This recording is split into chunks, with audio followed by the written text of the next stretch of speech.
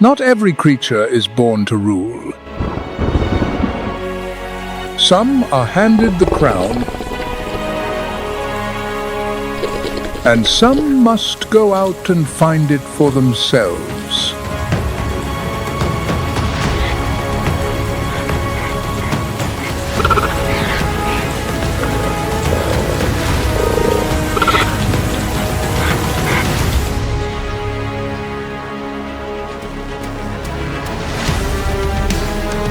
Only those who search truly understand how heavy the crown weighs.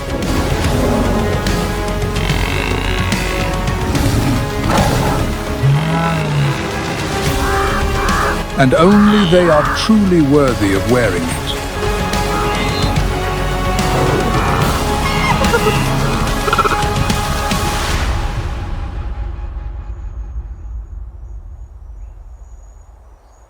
The 5th month of the dry season.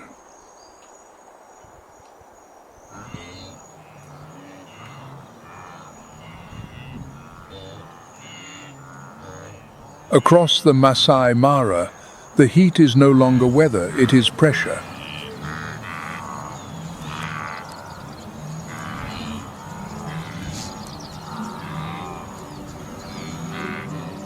A physical force bearing down on every living thing, wringing out every last drop of moisture, closing the gap between today and the final day.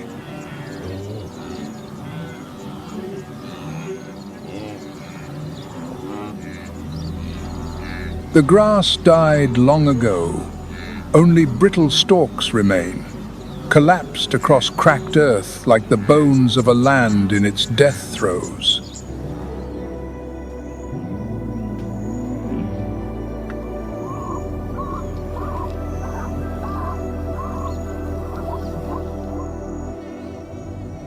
And in the middle of all this, a pride of lions lies beneath the sole remaining acacia within a 2-kilometer radius.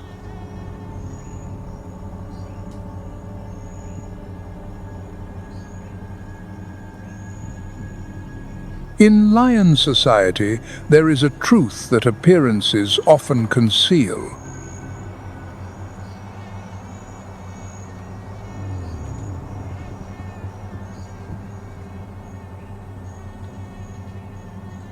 The male with his thick mane, massive frame, and a roar that carries 5 miles is the symbol of the pride.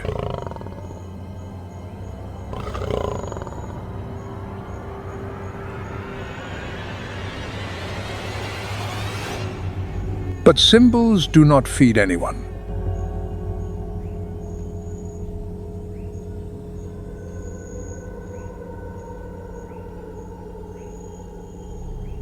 "90% of a lion pride's food comes from the females.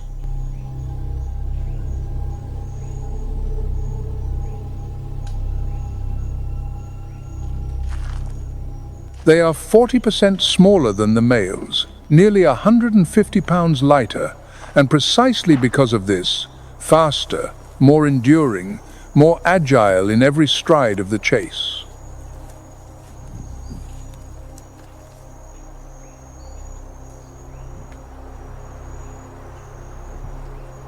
While the male defends territory and repels intruders, it is the females who keep the heart of the pride beating.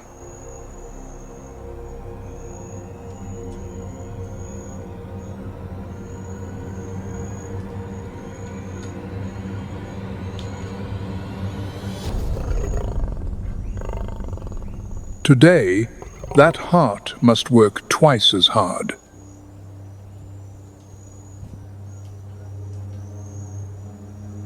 The largest lioness in the pride, an old scar running the length of her muzzle from a hunt years ago, rises as the sun begins to angle westward.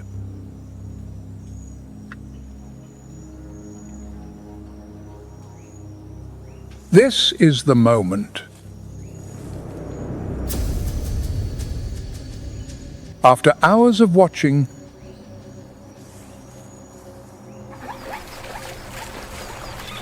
the zebra herd has finally begun moving toward the eastern waterhole.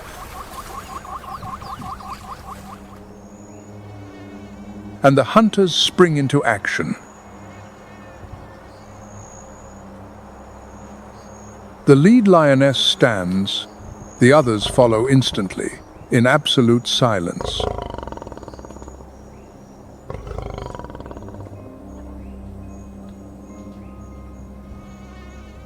Lionesses do not hunt with individual strength.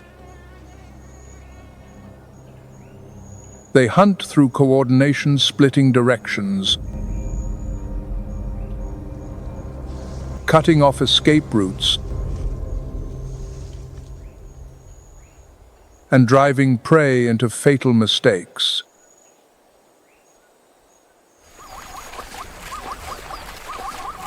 The zebra herd is still drinking when tawny shapes begin to separate through the grass.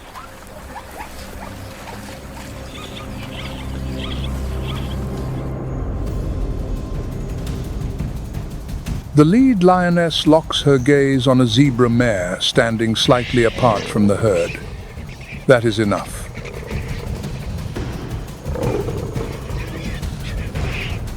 The lead female explodes into a sprint.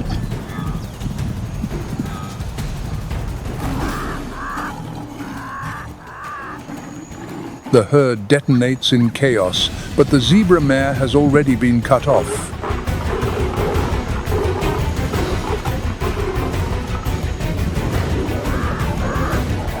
She runs straight, and the lead lioness is already waiting ahead.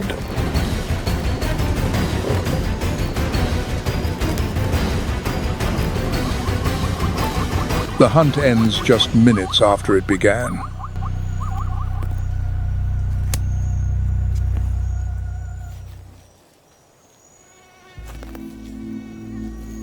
Feeding order within a lion pride is never random. It is a social system enforced through strength and seniority.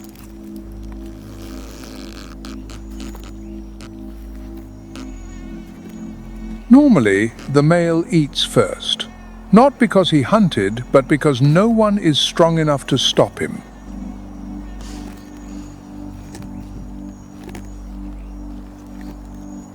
But today, the male cannot arrive in time.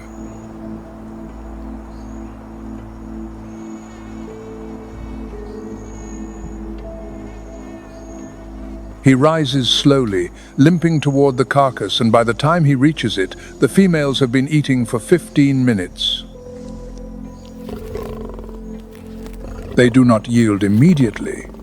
They continue feeding, heads buried in the carcass, eyes never lifting.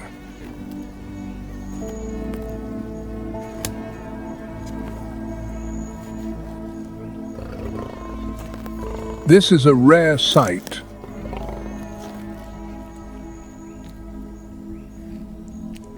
And a necessary one, because the cubs are waiting behind them. If the females do not eat enough, there will be no milk, no strength to hunt tomorrow, nothing to hold this pride together one more day.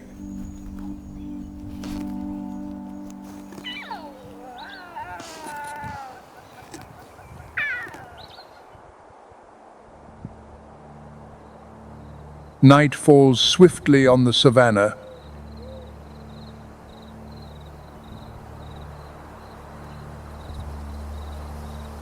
The pride clusters around the carcass cubs, pressed tight against their mothers' bellies, the male lying apart on the outer edge, his hind leg stretched straight to ease the pressure on a swollen joint.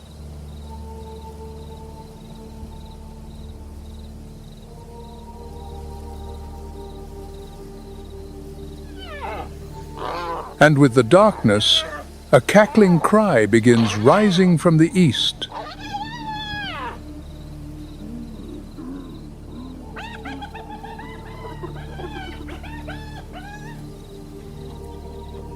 Spotted hyenas, the species most people still dismiss as scavengers, but that label is entirely wrong.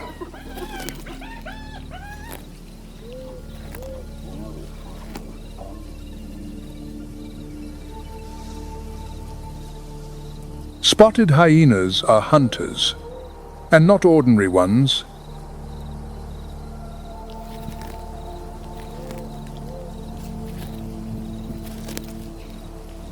Where lionesses hunt through ambush tactics, explosive bursts over short distances, concluded in minutes, hyenas hunt through endurance.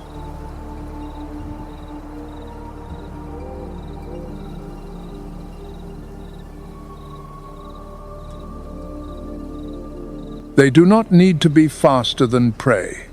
They only need to last longer.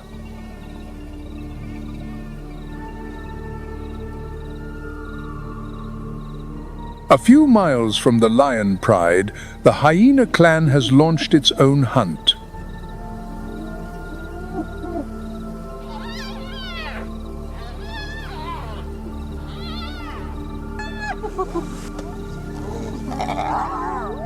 Hyenas do not ambush.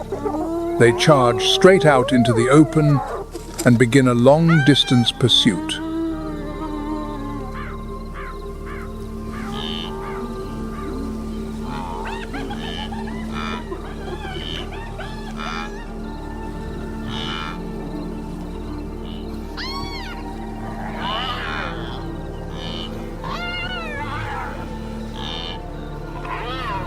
When the distance closes enough, the entire clan takes turns lunging in to bite and tear.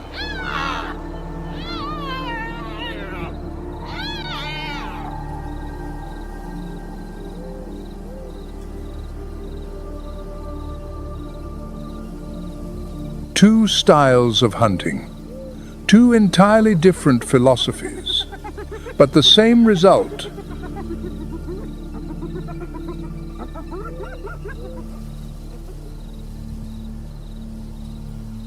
On this savannah, no single tactic is universally correct, only the tactic suited to the creature that wields it.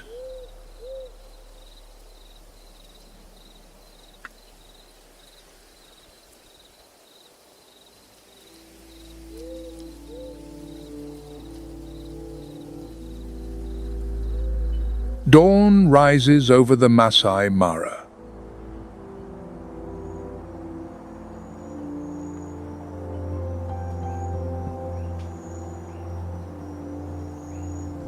The lion cubs scramble over their mother's back in the early light, carefree as though nothing happened the night before.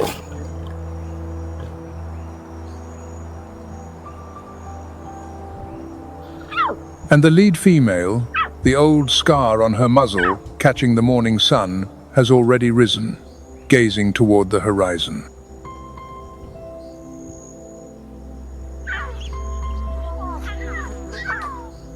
No rest longer than necessary.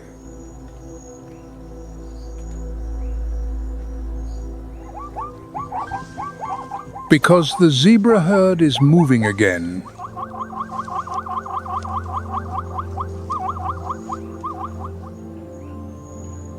And the pride must eat again by this afternoon.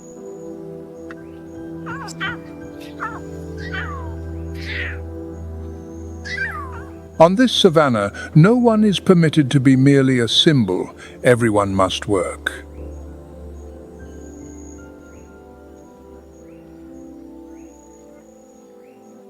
And the ones who work most quietly are usually the ones keeping everything from falling apart.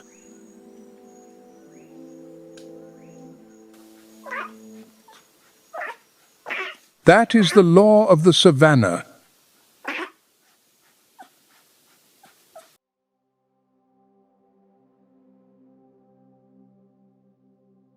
But not all power in nature belongs to the strongest.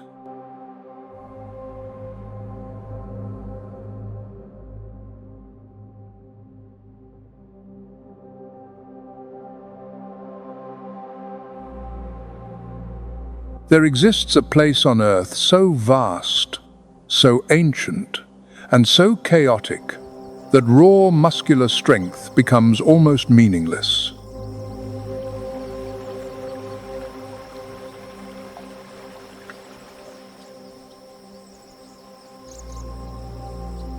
A place where even the most fearsome predators must submit to an invisible force they can neither see nor resist.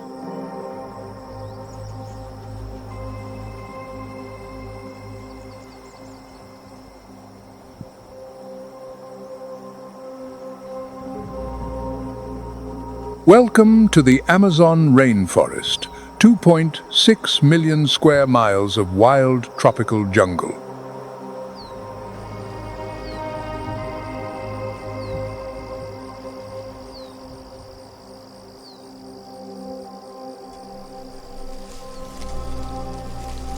This is no peaceful green garden. This is the most brutal battleground for survival on the planet.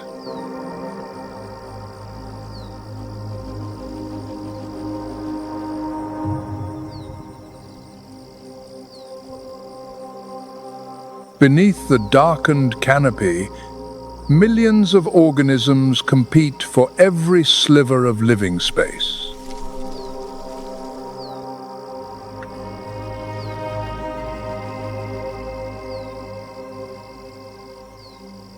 Here, the adaptable survive.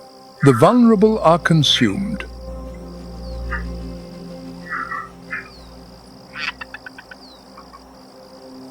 And within this colossal biological engine, one question has always persisted. Who truly rules the Amazon?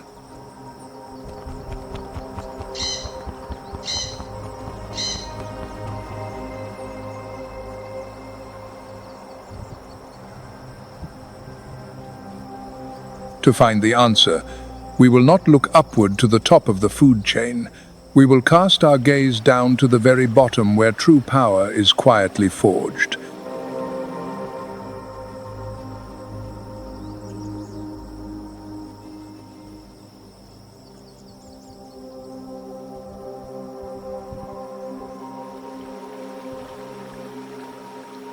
Because in the Amazon, size has never been the measure of strength.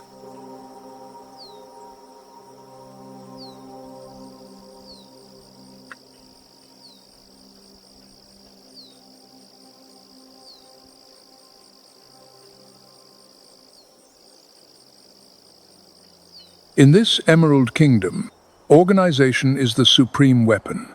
Beneath the thick layer of decaying leaves on the Amazon floor, an empire operates.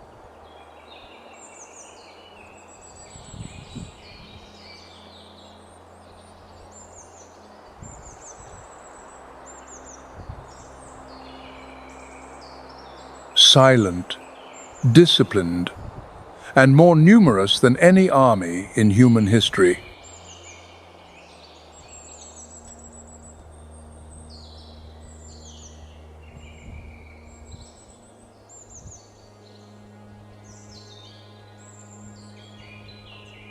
Leafcutter ants are nature's original farmers.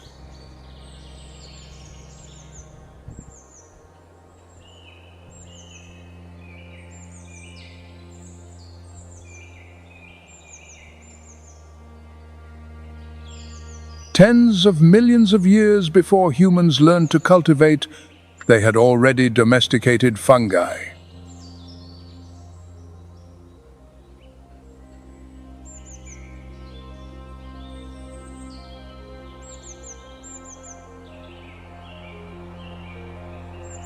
Every day, millions of leafcutter ants leave the colony, climb tree trunks, slice leaf fragments with surgical precision, and carry them back on their bodies. But they do not eat the leaves.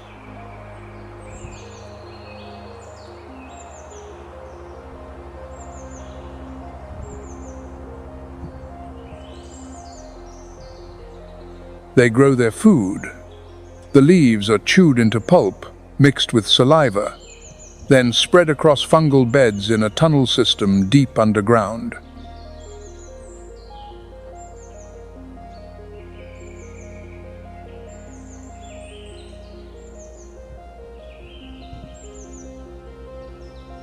The fungus grows on this decomposing substrate, and that is the true meal for the entire colony.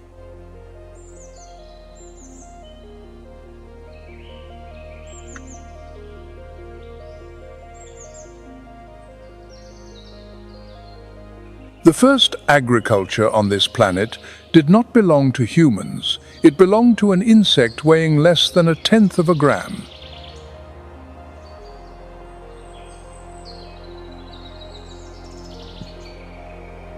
A single leafcutter colony can number up to 8 million individuals, 8 million organisms functioning as a single body.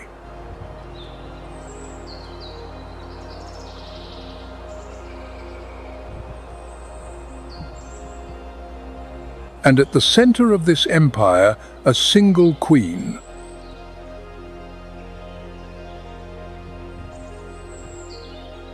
The leafcutter queen lives 14 to 20 years.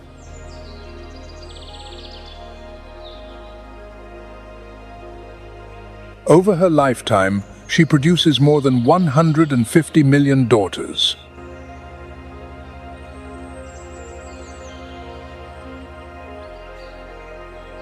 $150 million. No creature on Earth, including humans, can generate a lineage that vast within a single lifetime.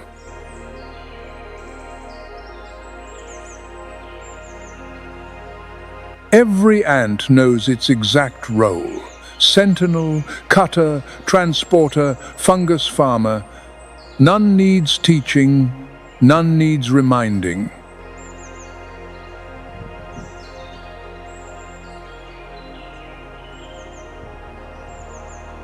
No central brain, no verbal commands, only pheromones.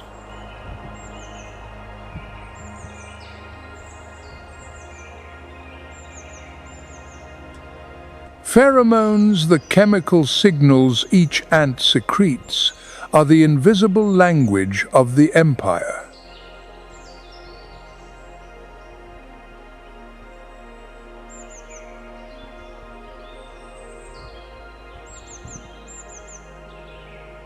A single pheromone trail coordinates hundreds of thousands of individuals simultaneously, more precise than any communication system humans have ever devised.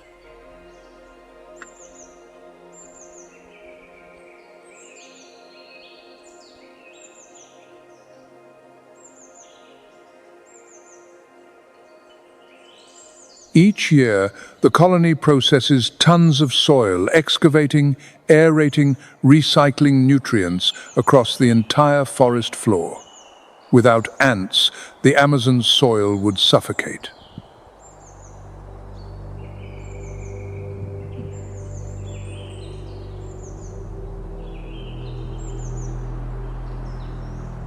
But the underground empire does not consist only of farmers.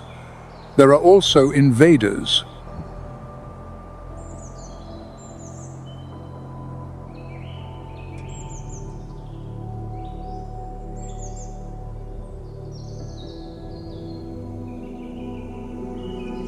Army ants are the perfect antithesis of the leafcutter.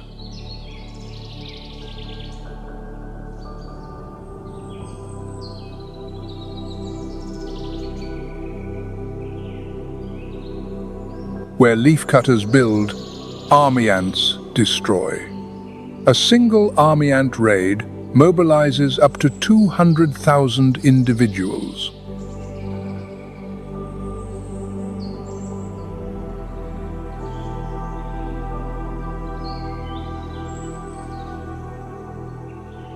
They pour across the forest floor like a black river, stretching over 200 meters, obliterating everything in their path.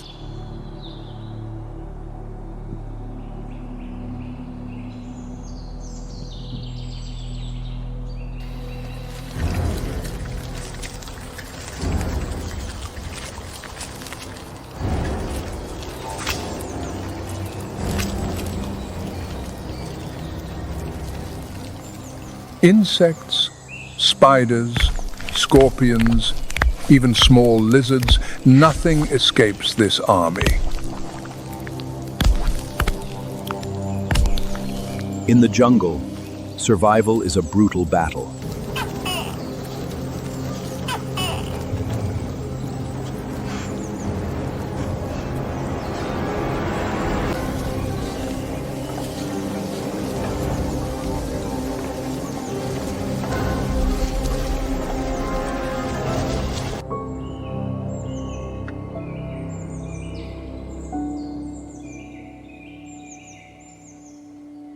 The rustling of hundreds of thousands of tiny legs across dead leaves is the last sound many creatures ever hear.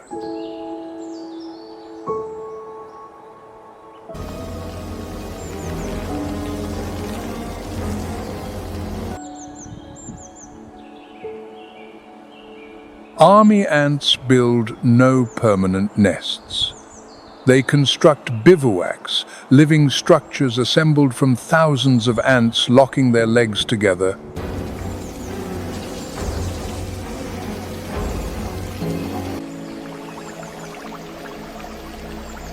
This living wall shields the queen and larvae through the night. When dawn arrives, the bivouac dismantles.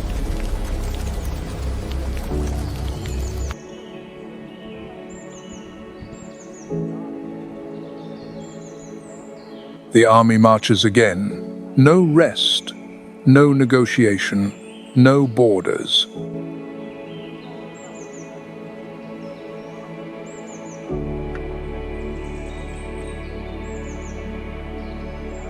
Whether building or destroying, this is not mere instinct.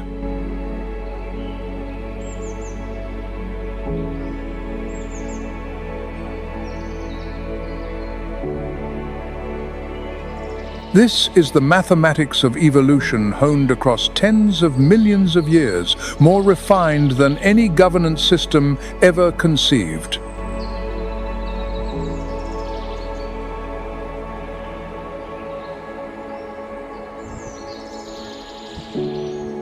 If the jaguar is the symbol of power in the Amazon, then ants are the foundation keeping the entire forest running.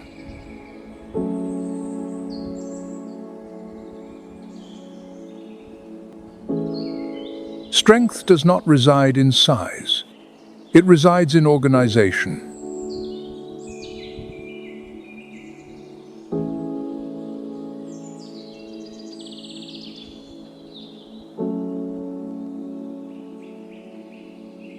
But the ground is only the tip of the iceberg.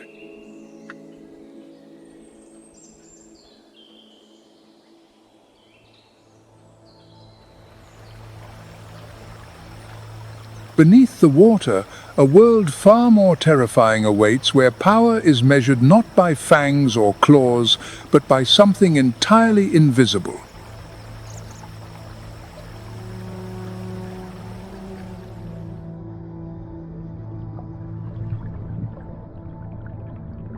Up to 8 feet long, weighing nearly 44 pounds.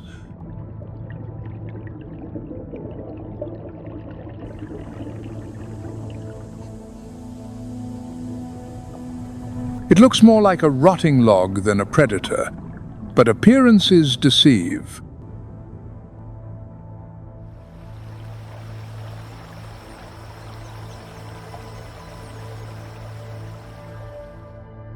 This is the electric eel, and it carries within its body a weapon no other species on Earth possesses.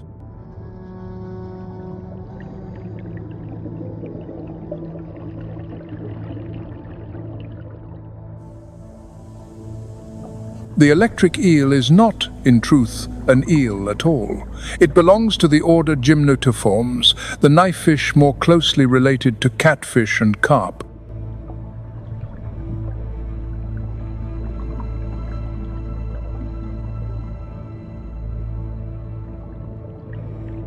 The name eel is a centuries-old mistake. The elongated shape fooled everyone. Biologically, it is an entirely different animal.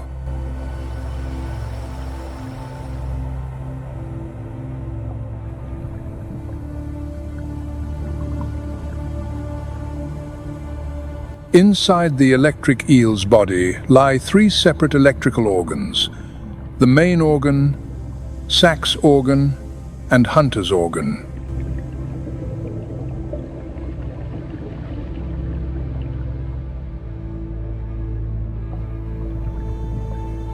Each organ serves a distinct purpose, and this division of function stands as evidence of millions of years of evolutionary refinement.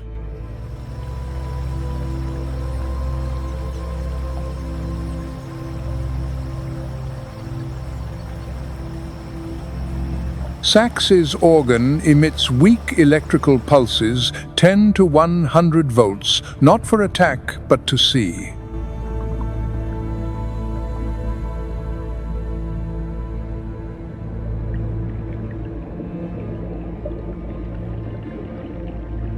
This is a biological sonar system. Electrical waves radiate outward, bounce off surrounding objects, and paint a three-dimensional map of the underwater environment.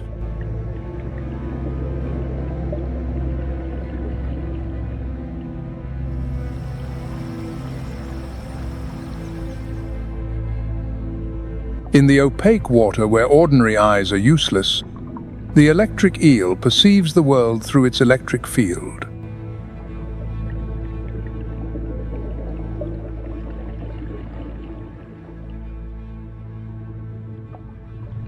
Every organism passing through creates a disturbance, and the eel detects it.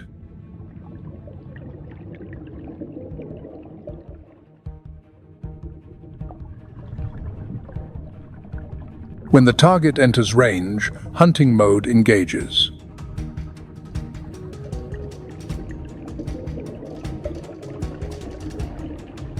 "80% of its body consists of cells stacked upon each other like thousands of batteries. When the command fires, all discharge simultaneously.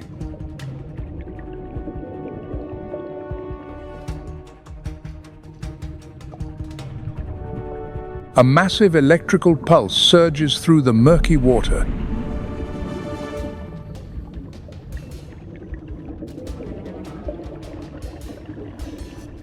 The prey has no time to react. Muscles lock. The nervous system shuts down. The contest ends in milliseconds.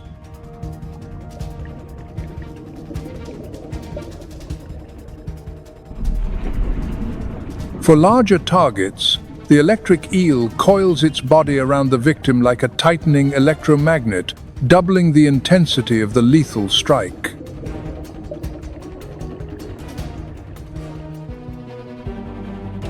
No claws, no fangs. Power in the Amazon is sometimes completely invisible.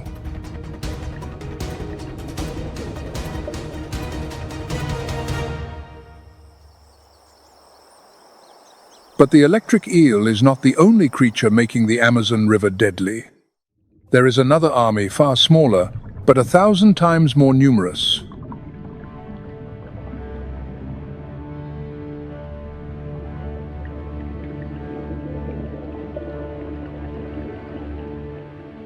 When people mention piranhas, Hollywood has built a legend, a ravenous school capable of stripping a cow to bone in minutes.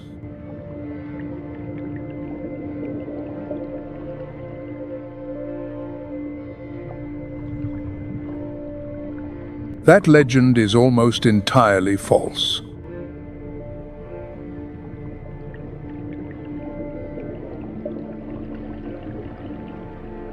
The red-bellied piranha Pygocentris natureri reaches a maximum of about 13 inches, weighing roughly 7.5 pounds, far smaller than the movies suggest.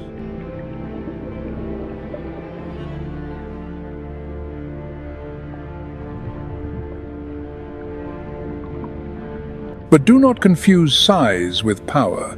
The piranha's teeth are among the most perfect weapons evolution has ever produced.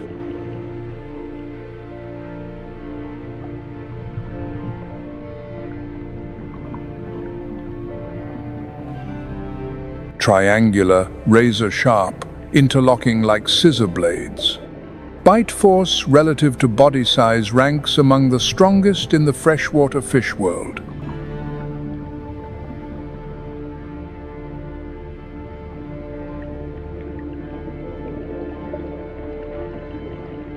But the scientific truth is more surprising than any horror film.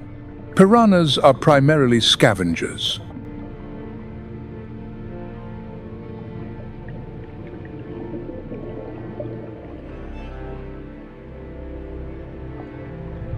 Most of the time they feed on carrion, insects that fall into the water, seeds, even algae. The cinematic killer Hollywood invented? It barely exists.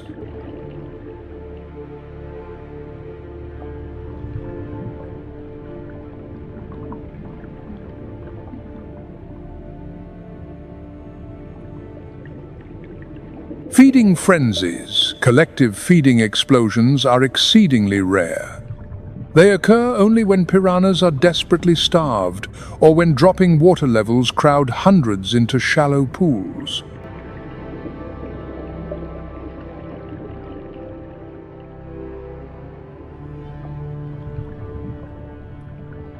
In reality, piranhas are rather timid.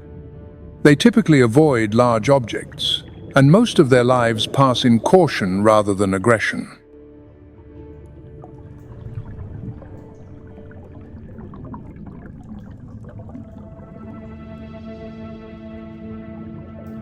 Piranhas possess a lateral line system running along both flanks, detecting vibrations in the water with remarkable precision.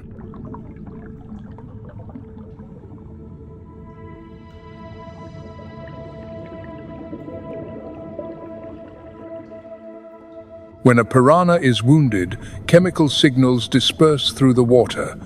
The entire school reacts immediately, not to cannibalize, but to mount a collective defense.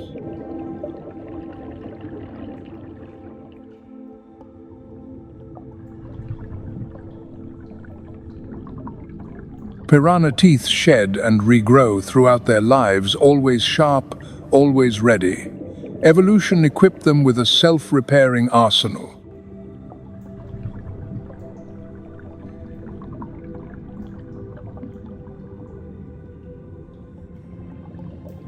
Hundreds of small brains, connected through chemistry and vibration, reacting in an instant. They act as a single organism.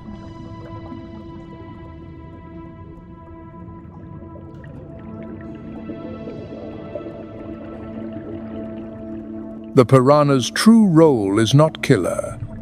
They are the sanitation crew, clearing carcasses, preventing disease, keeping the river healthy.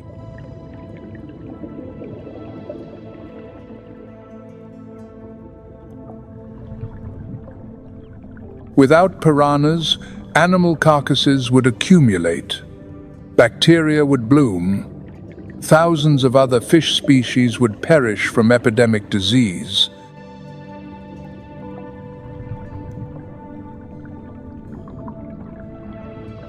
The razor-toothed army keeps the river clean so that life may continue.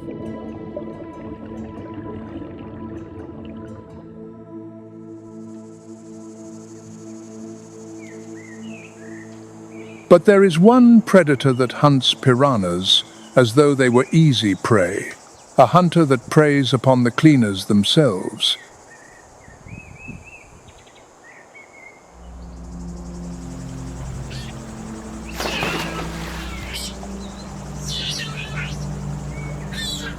The giant otter Pteronura brasiliensis, the longest otter species in the world.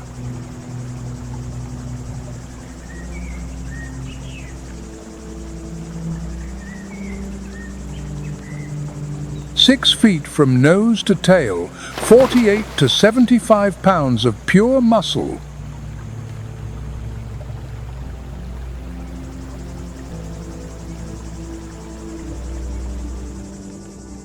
IUCN classifies them as endangered.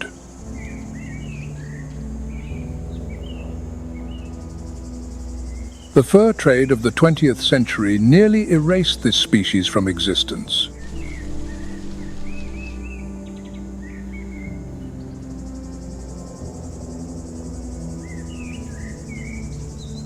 Today, mercury contamination from artisanal gold mining, deforestation, and dam construction continue to threaten the remaining populations. Their future hangs by a thread.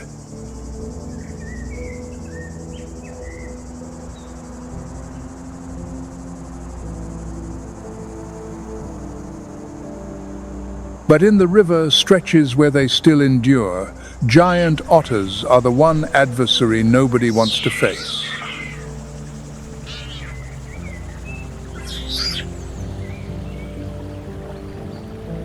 They hunt in groups 3 to 8 or more, moving in synchrony underwater at speeds around 9 miles per hour.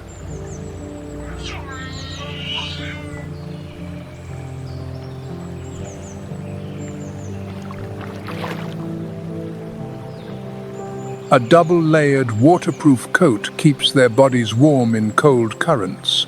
Not a single drop of water touches the skin beneath.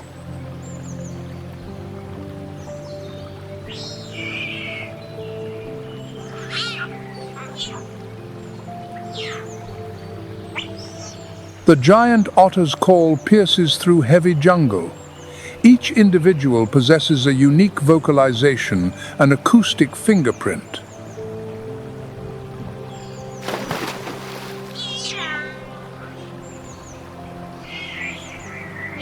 Researchers have documented more than 20 distinct sound types, from warning barks to hunting screams.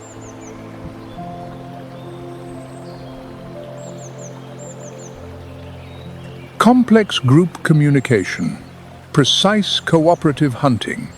This is not a wild animal pack. This is a tactical unit.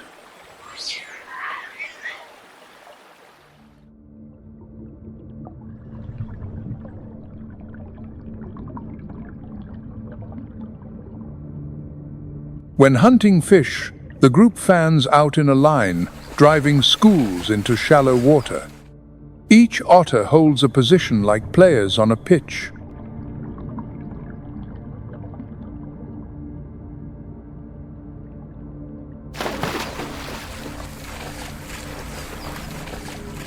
Each day, a single giant otter consumes 6 to 9 pounds of fish.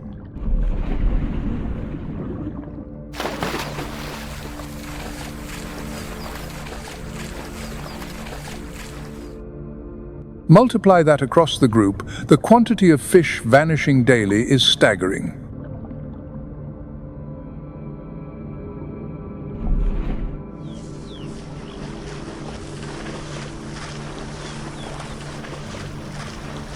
And here lies the most remarkable fact. Giant otters hunt piranhas. The cleaners become the prey.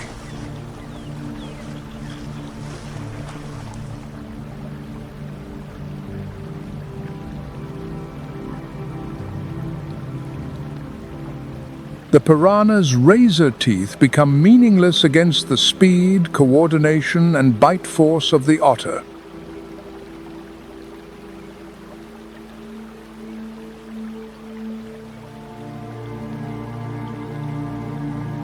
The hunter that hunts the creature everyone fears.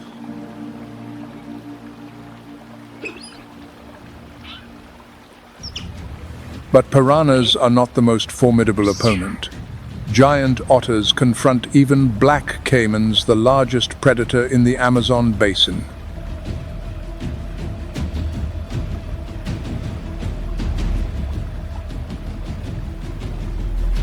When facing a black caiman, the entire otter group surrounds it, lunging in to bite from multiple directions, creating chaos.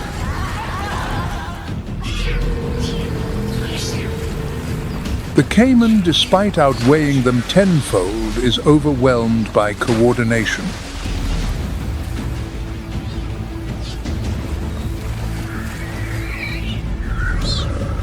A group of 20 otters can force a black caiman into retreat.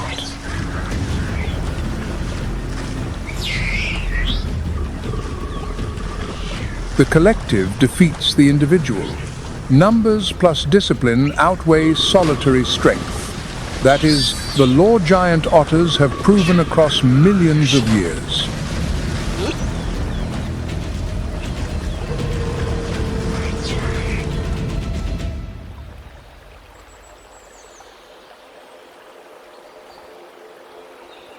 The one who controls the river might seem to hold supreme power. But the Amazon is not only water.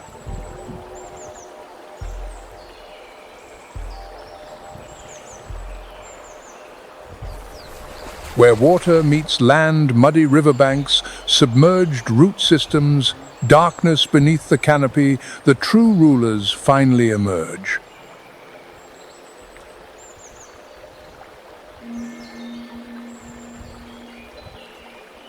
do you think truly rules the Amazon? Share your thoughts in the comments below.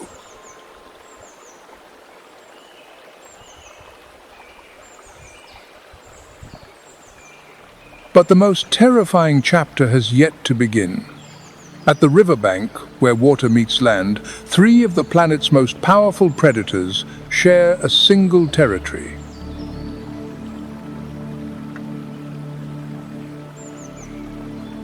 Three apex predators, three creatures strong enough to kill anything, and none willing to yield.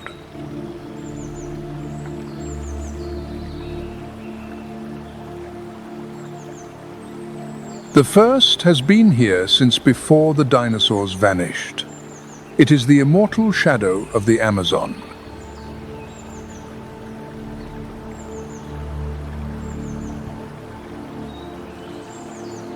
The black caiman Melanosuchus niger, the largest crocodilian in the Amazon basin.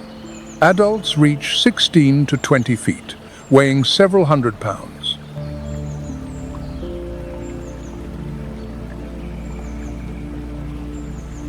Jet black skin not by accident.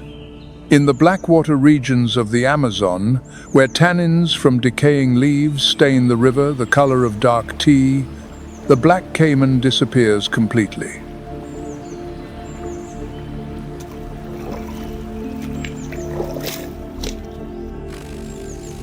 Perfect camouflage. The predator becomes the darkness, and darkness never warns before it strikes.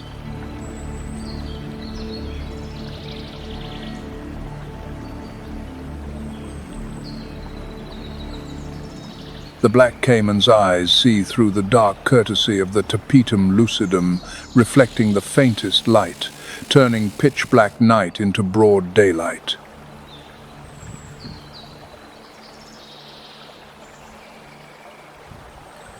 It lies motionless for hours, only its eyes and nostrils breaking the surface.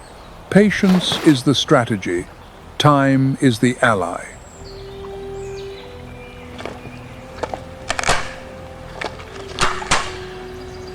After feeding, the black caiman can fast for weeks, even months.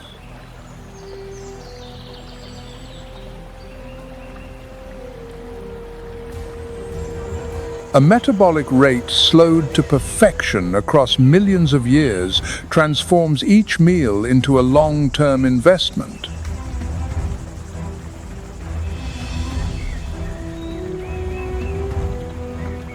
In the 20th century, the black caiman nearly vanished.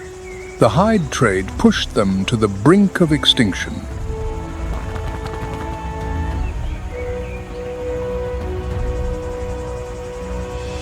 CITES Appendix 1. The highest level of protection was the last lifeline keeping this species from the abyss.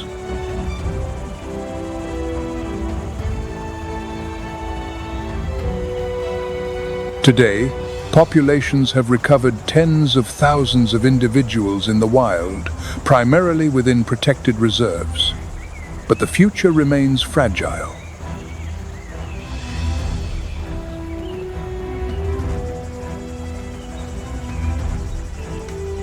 The black caiman has survived 65 million years of upheaval through ice ages, through the extinction of the dinosaurs.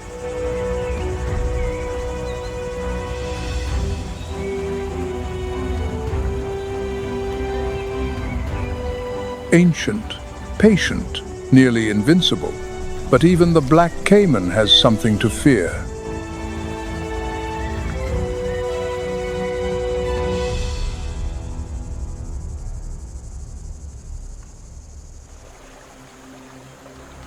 In the darkness where submerged roots tangle beneath the surface, another creature waits, more silent, more patient, and possessing the purest brute force in the reptile world.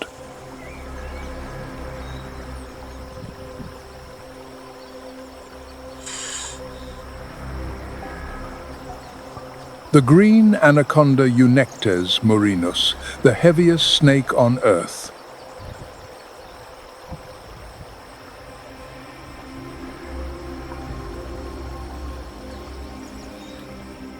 reaching 20 feet in length, a body as thick as a tree trunk, heavier than any serpent that has ever lived.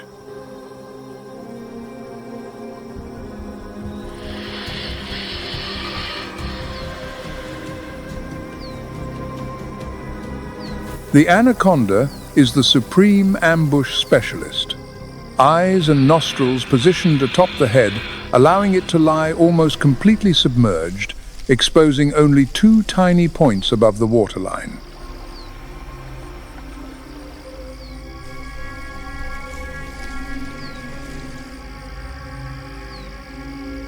Prey never sees it coming until it is too late.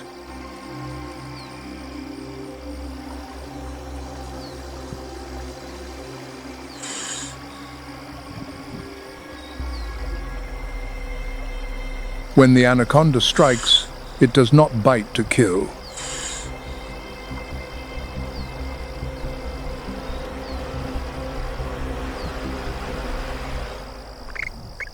It constricts. Coil after coil of solid muscle wraps around the victim, and with every exhalation the coils tighten.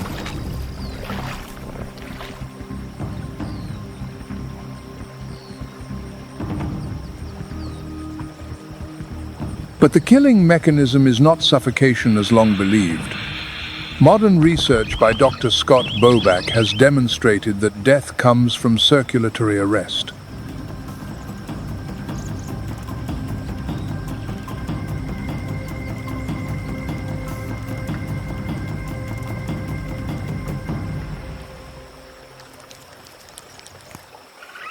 The crushing pressure sends blood pressure soaring. The heart can no longer pump. Internal organs fail.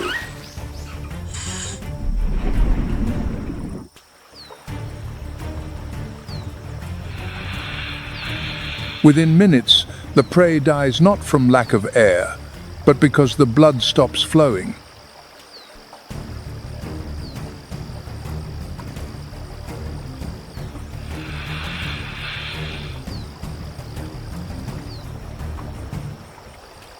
Circulatory arrest. A silent death, efficient and more merciless than any venom.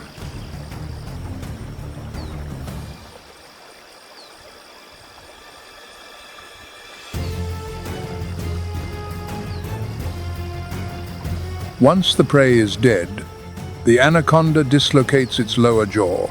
The bones can separate entirely and swallows the victim whole, often consuming animals larger than itself.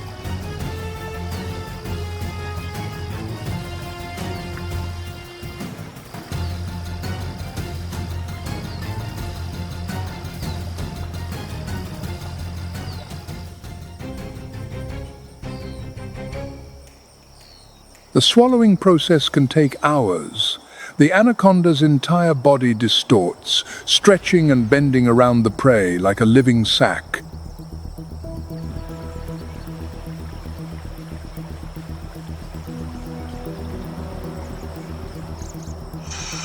A single large meal can sustain an anaconda for weeks, even months. During that time, it lies motionless, digesting slowly, invisible among roots and mud.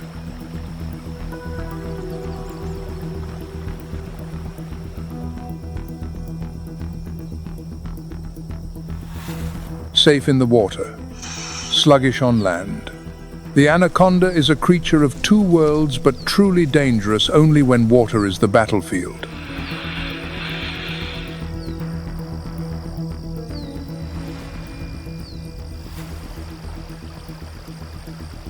Silent, patient, overwhelming force. The anaconda needs no speed. It needs only a single opportunity.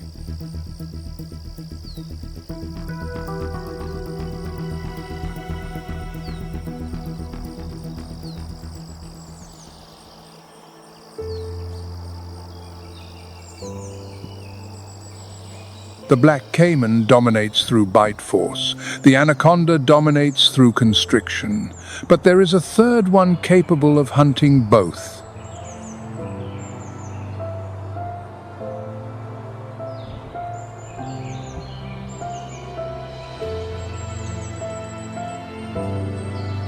The jaguar Panthera onca, the uncrowned king of the Amazon.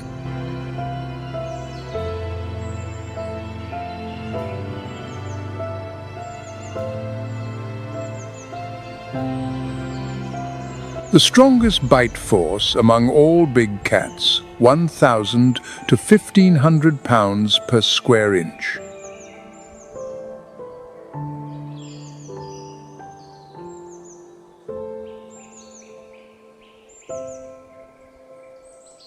Stronger than a lion, stronger than a Bengal tiger pound for pound.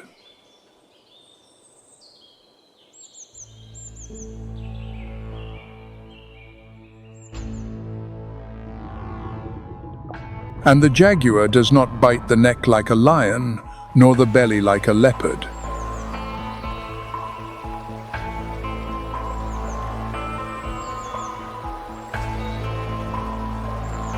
It bites directly through the skull-piercing bone, striking the brain, a technique unique among the great cats.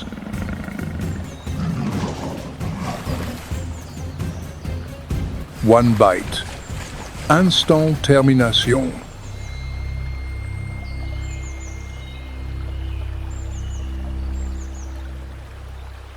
But what makes the jaguar the supreme apex predator is not bite force alone, it is adaptability.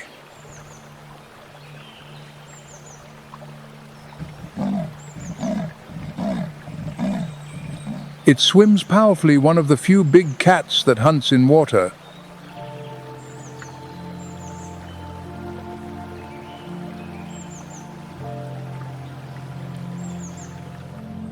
It sees in darkness, courtesy of tapetum lucidum, reflecting every faint ray of light.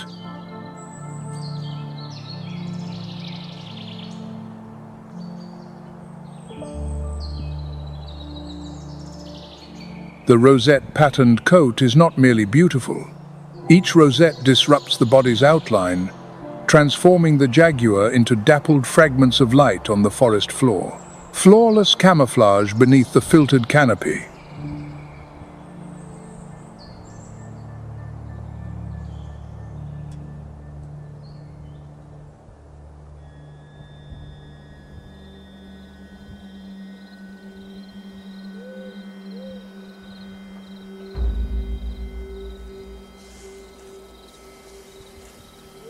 At night, the jaguar becomes virtually invisible. Soft paws tread soundlessly across dead leaves. Prey becomes aware of its presence only when everything is already too late.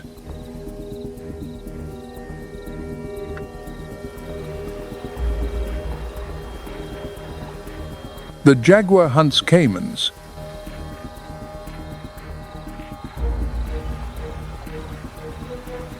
It leaps from the riverbank, biting through the caiman's skull from behind.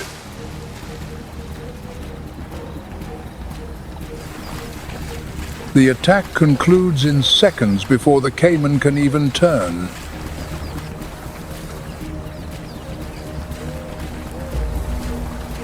No other big cat on Earth possesses this skill. Hunting armored reptiles in water, that is the exclusive domain of the Amazon jaguar.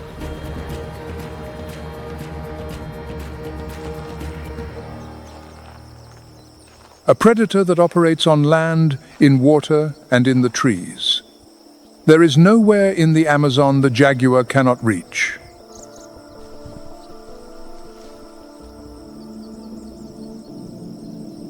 The Amazon holds 89% of the global jaguar population. Losing the Amazon means losing the jaguar and losing the keystone species that maintains balance across the entire ecosystem.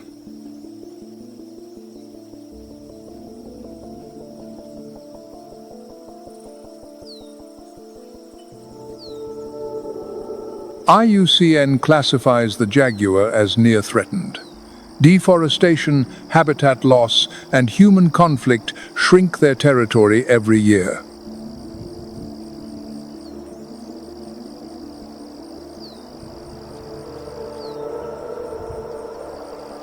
Weighing over 220 pounds in the Amazon, where prey is most abundant, jaguars here are significantly larger than their Central American counterparts.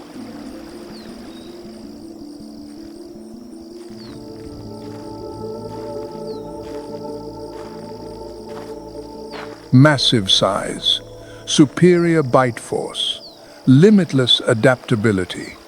The jaguar stands as the pinnacle of evolution in the Amazon.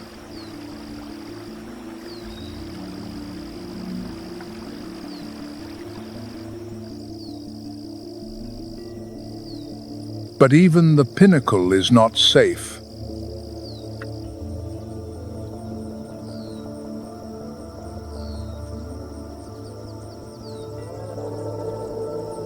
Three creatures at the top of the food chain. Three beings powerful enough to kill anything within their domain. But none of them is truly safe.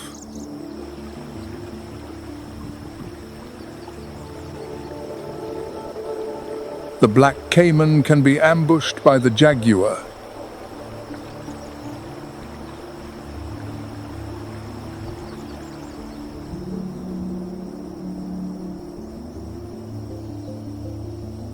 The anaconda can be torn apart by the black caiman.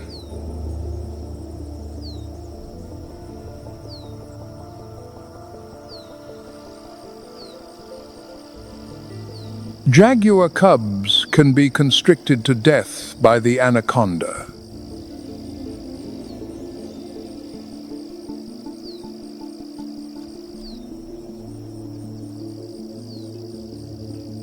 This is the law of the Amazon. There is no invincible predator, only one that has not yet met the right opponent.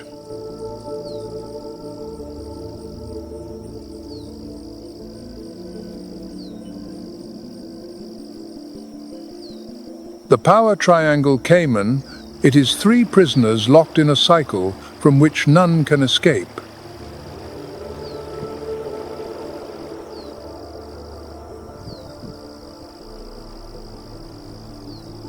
And that is the answer to the question posed at the beginning, but not the answer most would expect.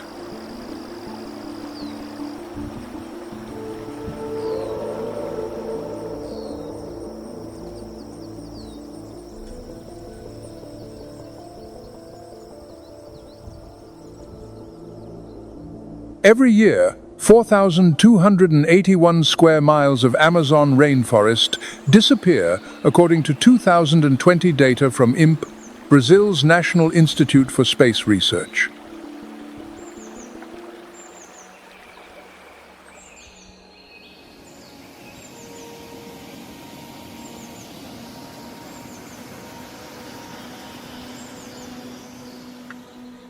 "4,000 square miles.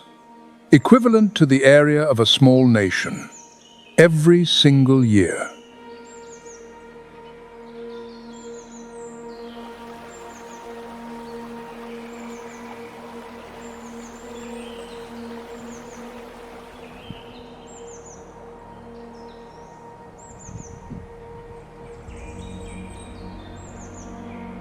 When the forest vanishes, the food chain collapses. Ants lose the forest floor, spiders lose the darkness, electric eels lose the waterways, piranhas lose the rivers.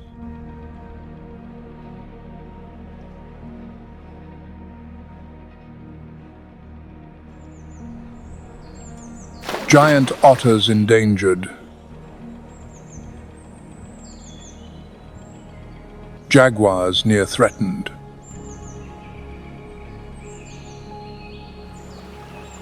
Black caimans barely pulled back from the edge of extinction, now facing new threats.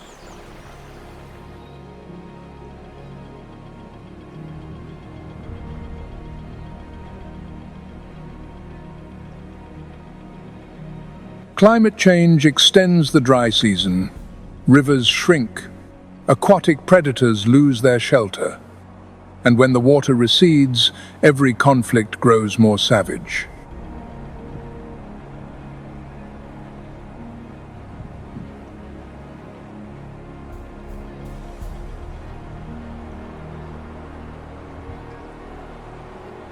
Artisanal gold mining pumps mercury into the rivers, poisoning fish, poisoning otters, poisoning the indigenous communities living along the water's edge.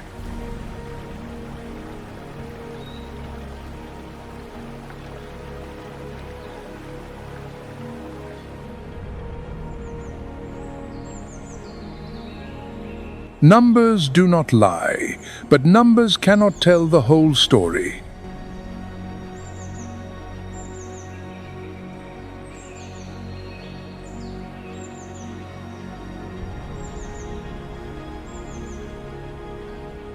The Amazon is not merely a forest, it is a lung.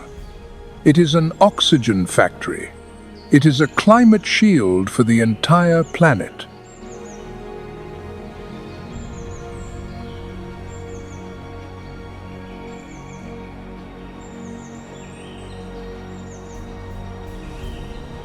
And it is being destroyed faster than any ecosystem on Earth.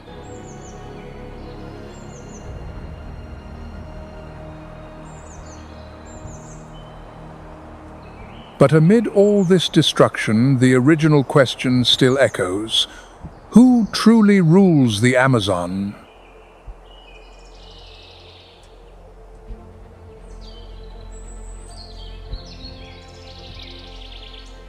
Not the jaguar, though its bite pierces through skulls.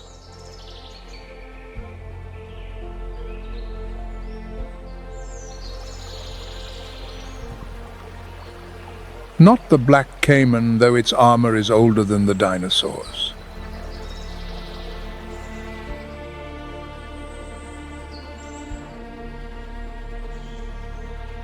Not the anaconda, not the electric eel, not the piranha.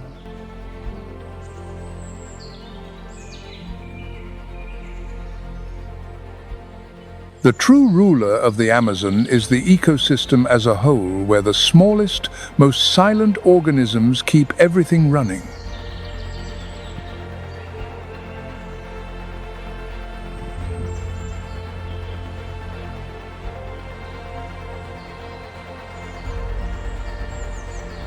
Remember the ant empire from the beginning of this story. 8 million individuals, 150 million daughters from a single queen, tons of soil processed every year.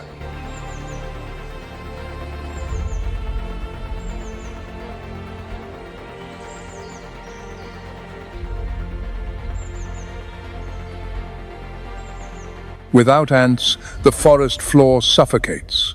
Without piranhas, the rivers fester. Without otters, fish populations collapse. Without electric eels, the underwater ecological web fractures.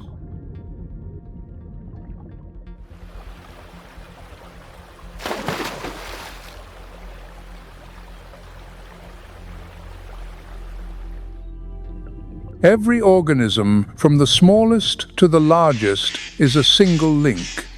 Remove one link, and the entire chain falls apart.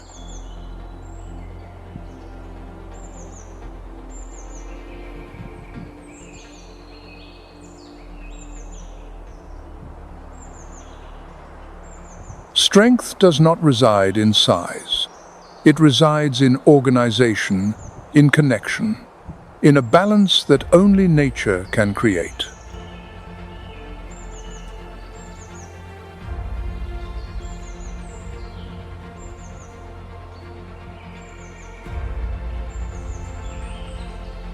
That is the most ancient law of the Amazon, a law that 2.6 million square miles of rainforest has obeyed for millions of years.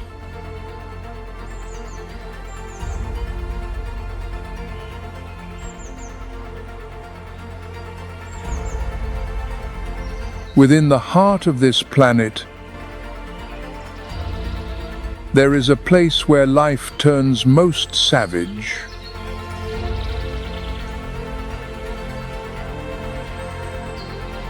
A place that does not belong to humankind,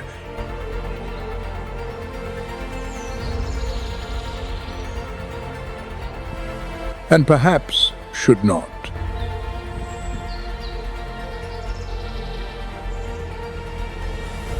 Thank you for joining Nature's Moments.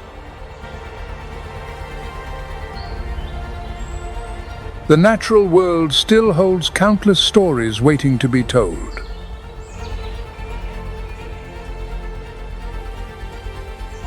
We will see you on the next journey. For those who have not yet subscribed, now is the time. Because the Amazon and the astonishing creatures within it deserves to be known by more people.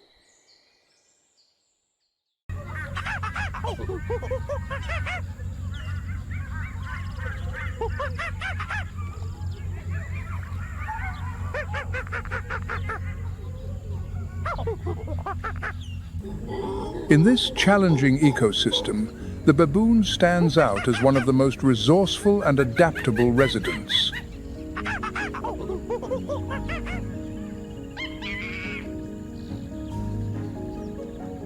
These primates live in large family groups known as troops.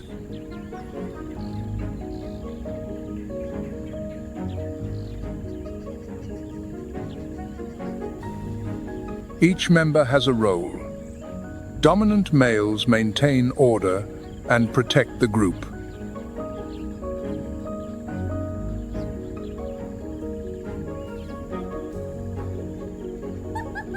These social ties are not only emotional but also tactical, providing protection.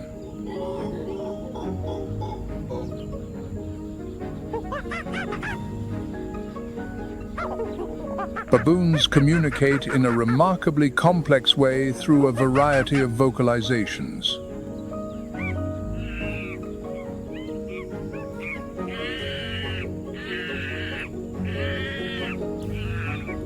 These animals are highly opportunistic natural omnivores. They feed on fruits, seeds, roots, and small animals.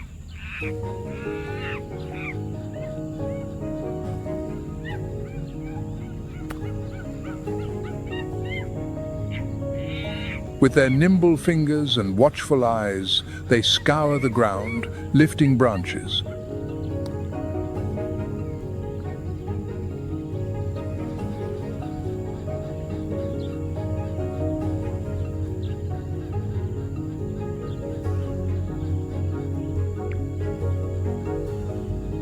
This combination of intelligence, cooperation, and constant vigilance makes baboons natural survivors.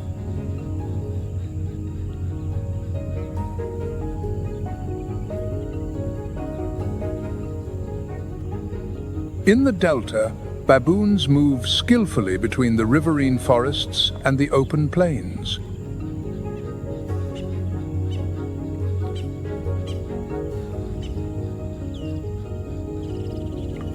They are, in essence, a reflection of the delta itself.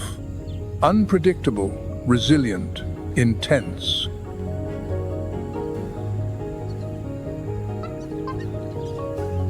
And it is not only the large terrestrial animals that benefit from the flood.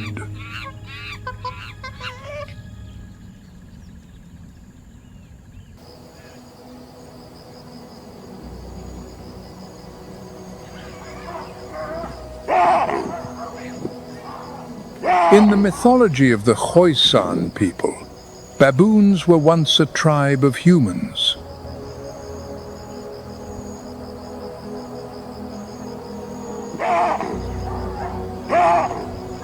But for their laziness, their love of noisy gossip and theft, they were punished by the gods.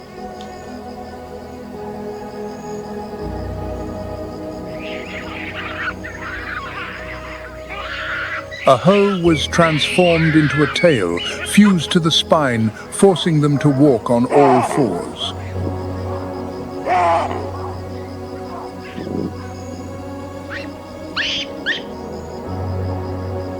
The humble posture of the baboon is an eternal warning against the consequences of indolence.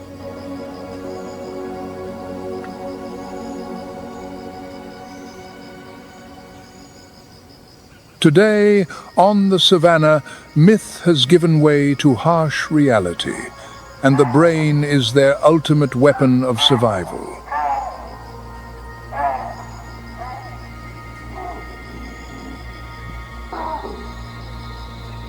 Baboons are masters of strategy, diplomacy, and alliance.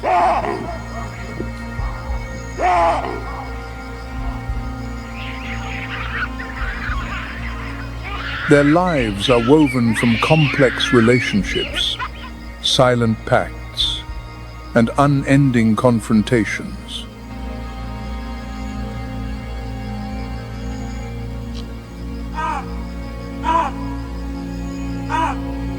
To survive, they have formed one of the most effective defensive coalitions on the plains.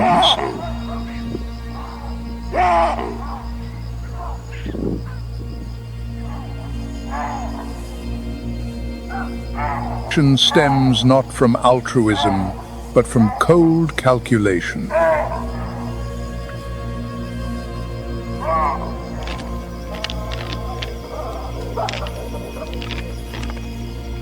On the vast savannah, the baboon and the impala form a perfect defensive alliance.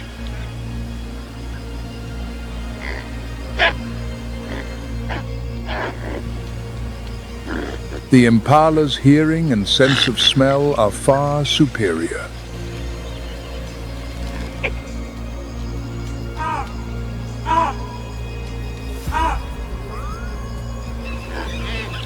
It can detect the scent of a predator from a great distance.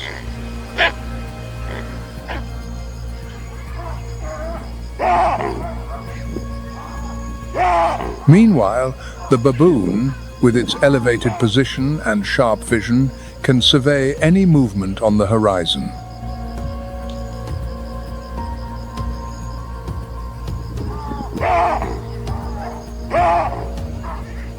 Together, they form a dual radar system with no blind spots.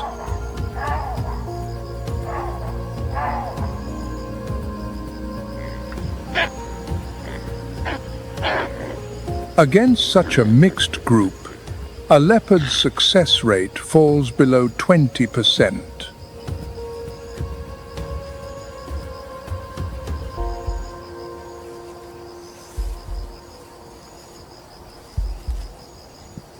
It is in this role as sentinel that a fateful confrontation unfolds.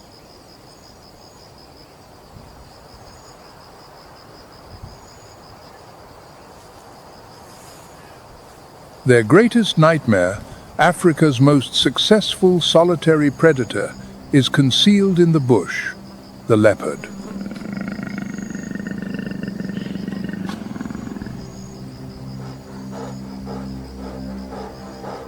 Its weapon is not fang or claw, but the art of absolute camouflage.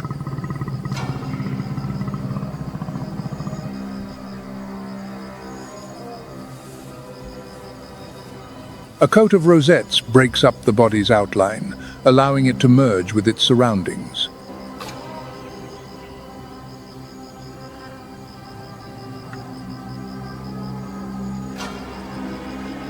It approaches its prey without making a sound.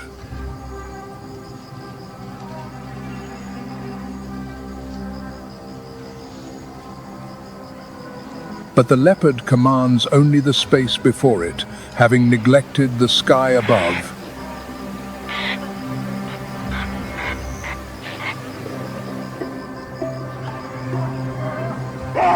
On a nearby acacia branch, a baboon has been watching for some time.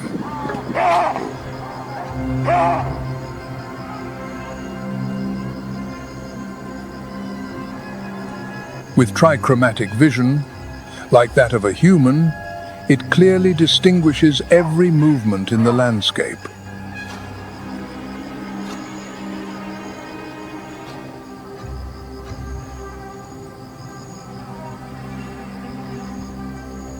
The leopard's camouflage is rendered useless before these discerning eyes.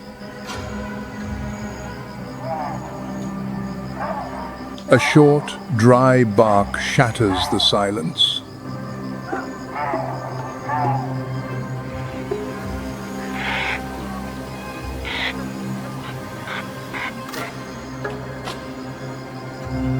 It is the highest level of alarm.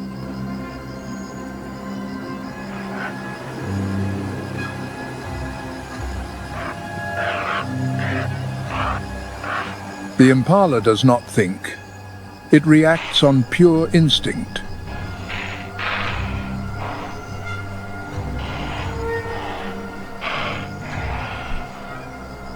It leaps into the air, performing a stot of nearly 10 feet before vanishing into the thicket.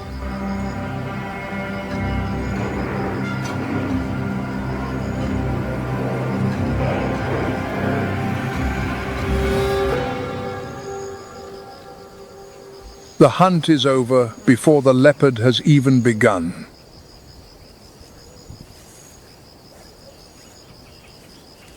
Fury rises in the heart of the predator.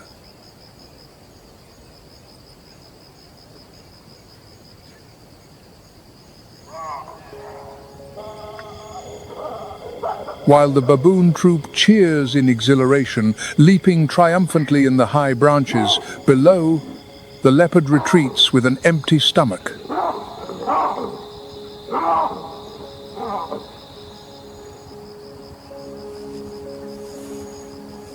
The hunter needs a new target on which to vent its rage: the warthog.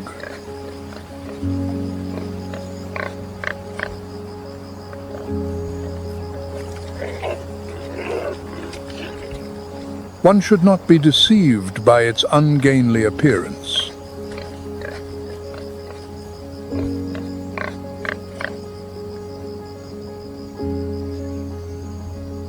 The warthog is a light armored tank, capable of reaching speeds of 30 miles per hour.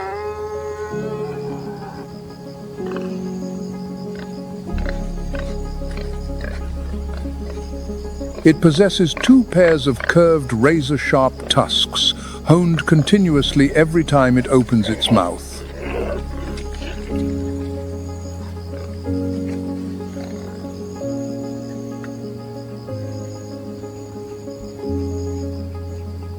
When threatened, the warthog backs into its burrow, pointing its tusks outward like a deadly fence.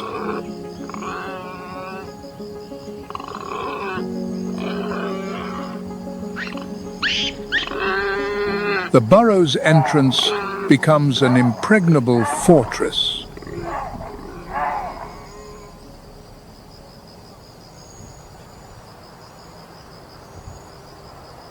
The leopard's only chance is to strike while the warthog is still in retreat.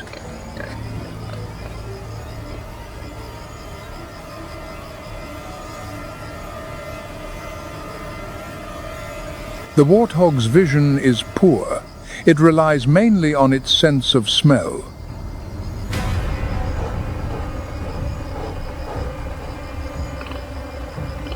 The leopard launches like a golden arrow.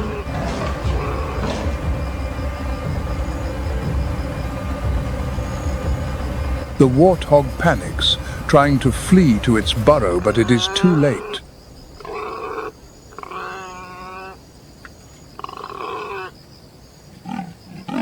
A precise bite to the throat ends all resistance.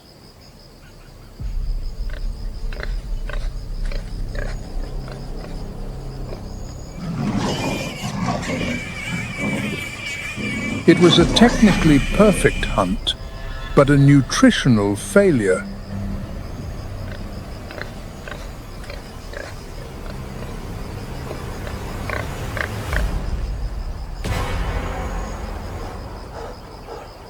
The hunger remains, and the image of the baboon still haunts the leopard's mind.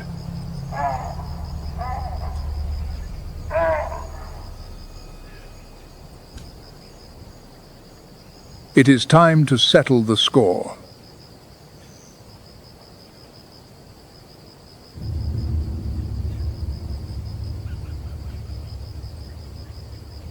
Dusk descends, and darkness envelops the savannah.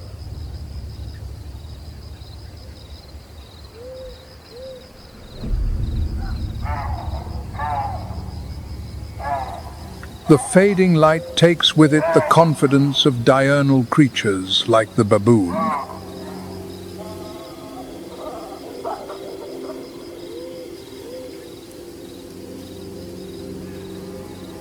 But for the leopard, this is when the true performance begins.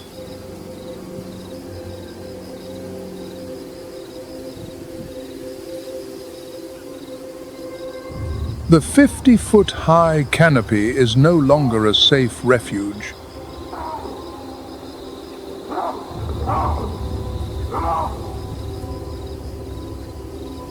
Behind the leopard's retina lies a secret weapon, the tapetum lucidum.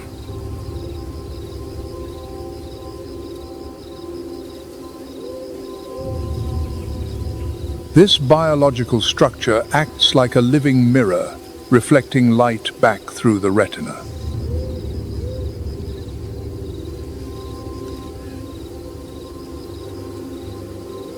As a result, the leopard's eyes gather light 7 times more effectively than human eyes.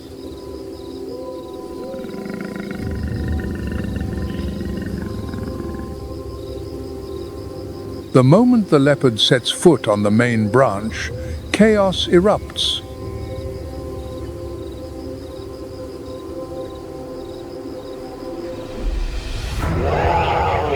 There is no defensive formation, no alarm call, no resistance.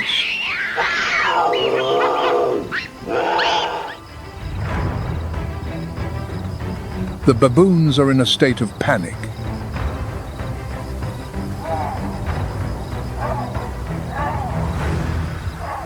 No one sees the enemy. No one knows where it came from.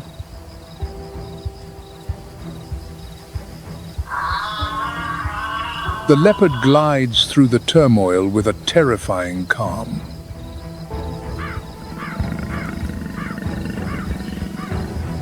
It targets the largest prize, the most powerful male baboon.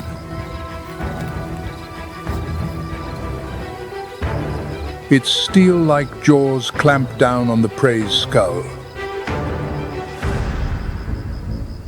When the sun returns, the balance of power instantly shifts.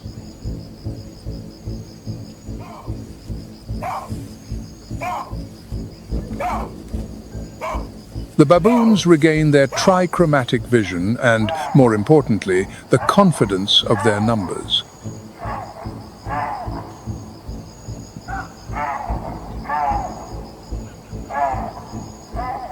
The trauma of the previous night quickly transforms into collective fury.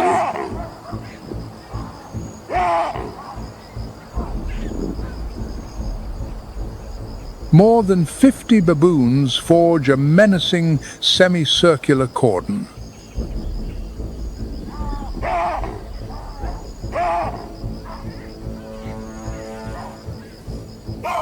Theirs is not an attack of bites, but a campaign of psychological warfare.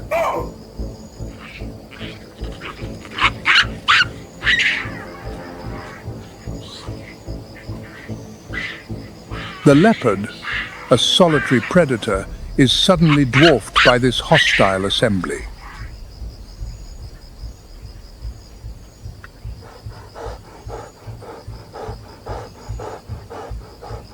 It knows that a single wound could spell the end of its life as a hunter.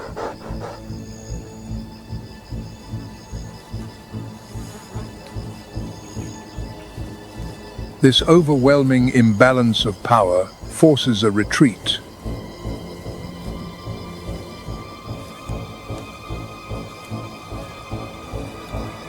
The shrieking baboons give chase, their intent not to kill, but to disgrace.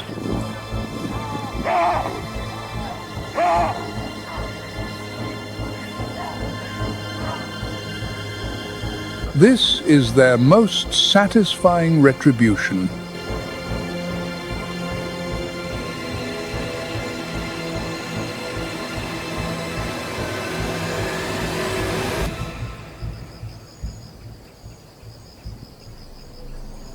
The victory over the leopard is like a shot of adrenaline injected into the entire troop.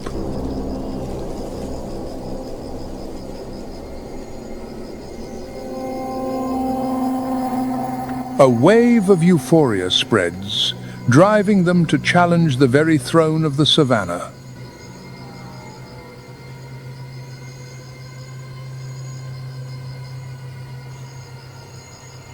Their target is the lion, the apex of the food chain.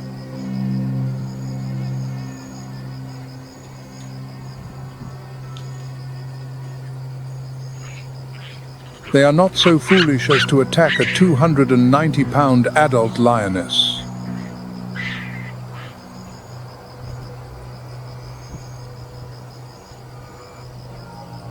But to eliminate a future king, that is the ultimate survival strategy.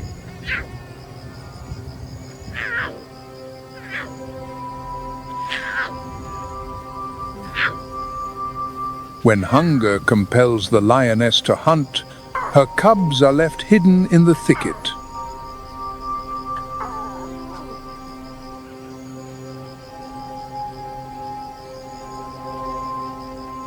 At only 3 weeks old and weighing less than 11 pounds, they rely completely on their ability to remain unseen.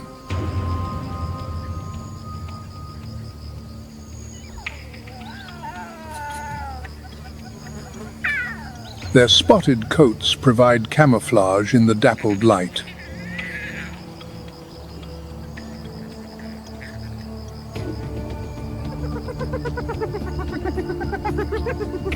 This disguise might deceive a hyena, but for the baboons, the sentinels from above, it is no defense.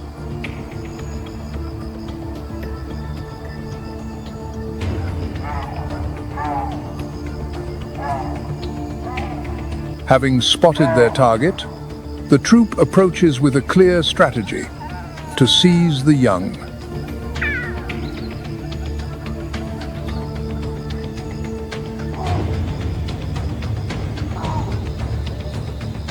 In mere seconds, the lion cub is torn from its hiding place and dragged away in the confusion.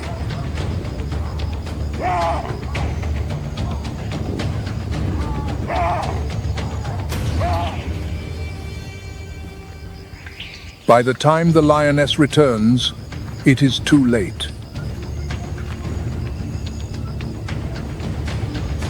The thicket that once sheltered her young is now empty and cold.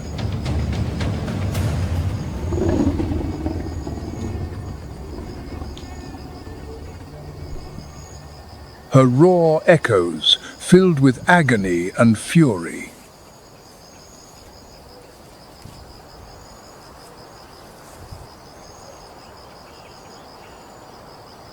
But the baboons are already in the high branches, far beyond the reach of her claws.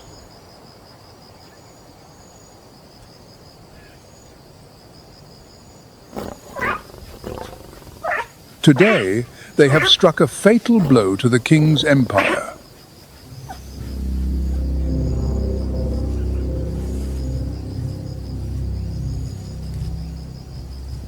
The pain of losing a child cannot fill a stomach roaring with hunger.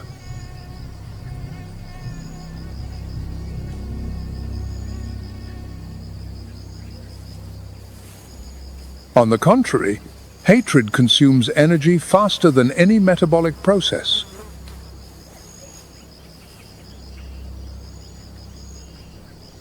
To exact her revenge, the lioness needs fuel.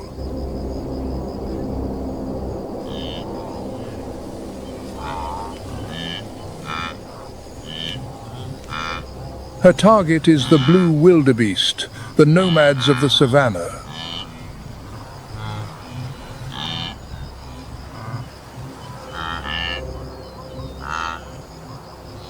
A fully grown male can weigh up to 550 pounds, a mobile fortress of muscle with a pair of scythe-like horns.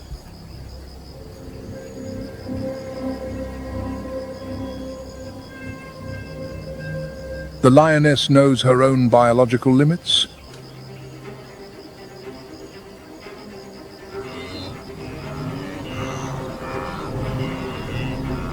With a heart that is small in proportion to her body, she cannot sustain a long chase.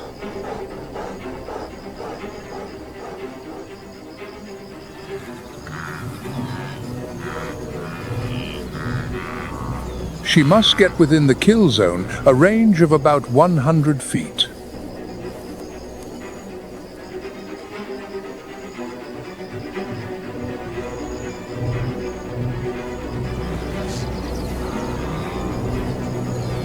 An opportunity arises when a wildebeest strays from the herd.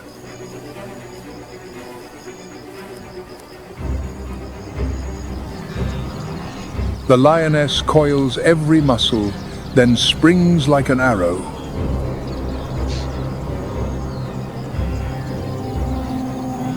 The impact is like a motorcycle hitting a brick wall.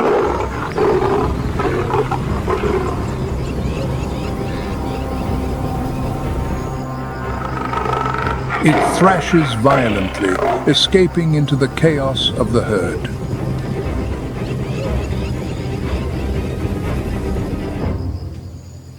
The lioness watches, helpless, as her quarry disappears among hundreds of its kind.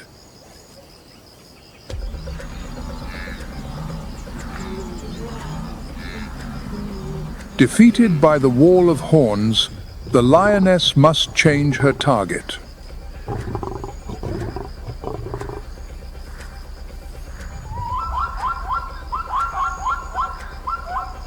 She turns her attention to the noisy neighbors who always travel with the wildebeest, the plains zebra.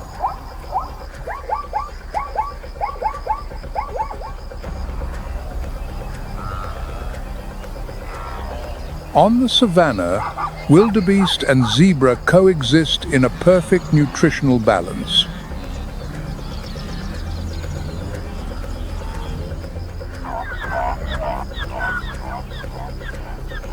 The zebra graze first, consuming the tougher, older grasses.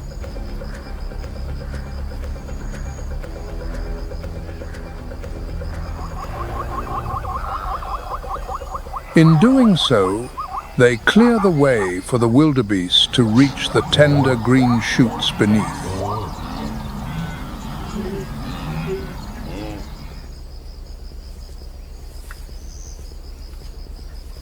But for a lion, a herd of zebra presents a complex visual puzzle.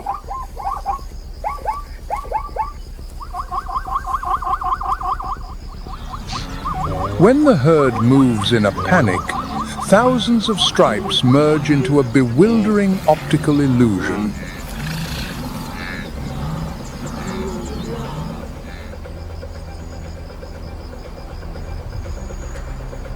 With her monochromatic vision, the lioness cannot distinguish one individual from another.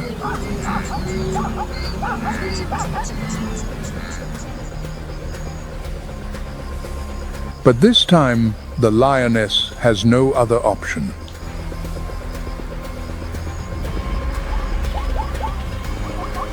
Hunger has sharpened her senses to their absolute peak.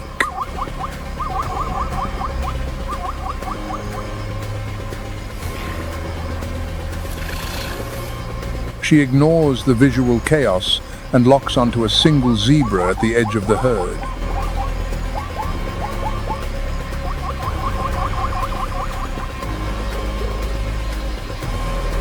It is a weak link in the defensive chain.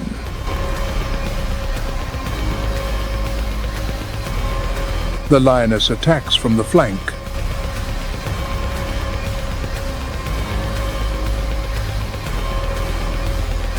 Her knife-like claws sink deep into the zebra's flesh.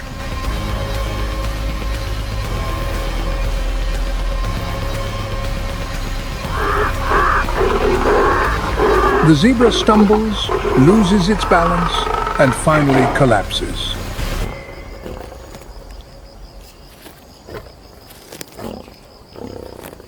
A bite to the trachea, and all resistance ends in silence.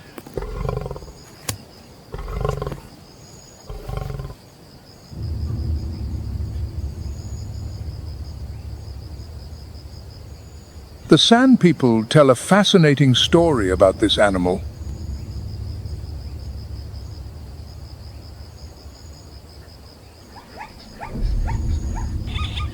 Long ago, the zebra's coat was entirely white.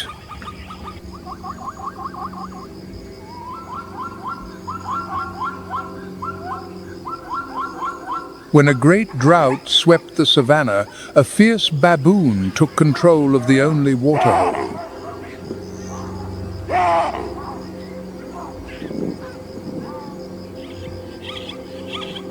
The zebra bravely rose to challenge the baboon.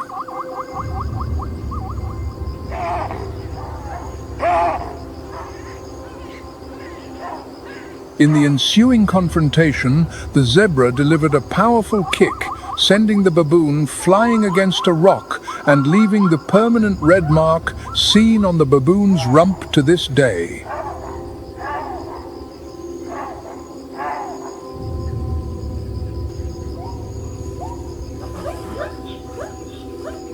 However, in the struggle, the zebra lost balance and fell backward into a fire.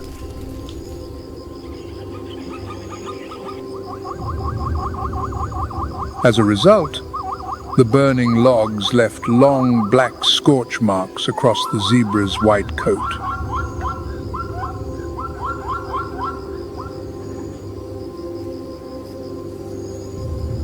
The energy from 110 pounds of zebra meat is converted into raw, muscular power.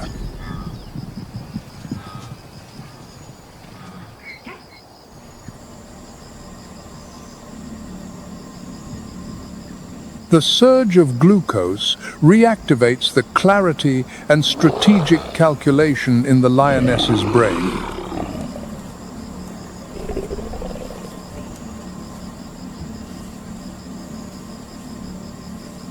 It is time to execute a brutal plan of revenge.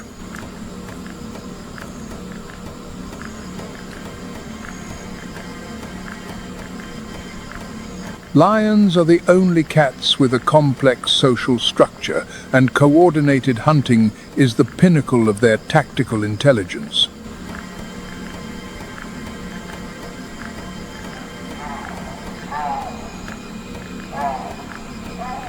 But this time, the tactic is not a complex encirclement.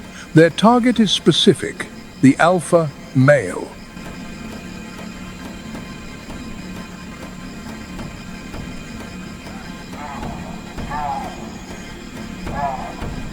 Complacent, after his victory, the alpha baboon makes a fatal mistake, straying from the protection of his troop.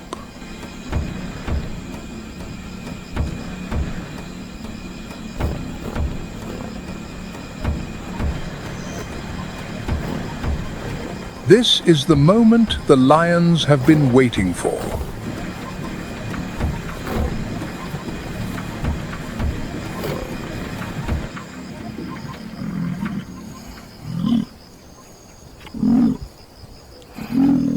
But they do not anticipate that their roars of victory and the chaos of the hunt have unintentionally awakened the fury of an implacable foe. The Cape buffalo.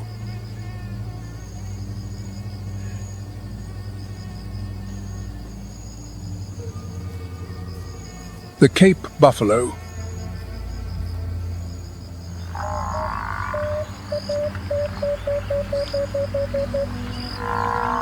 This is an act of proactive, defensive aggression.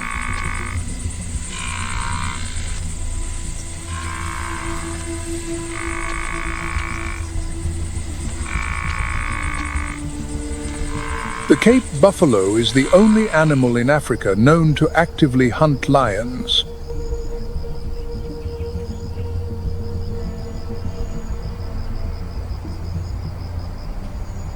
The lion pride's perfect ambush rapidly disintegrates.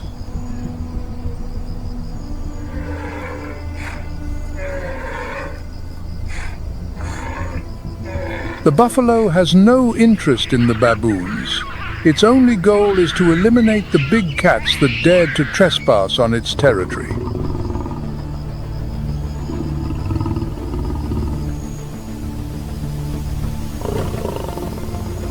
Amidst the chaos, the lions are forced to abandon their kill to save themselves, giving the baboons a chance to escape to the safety of the high branches.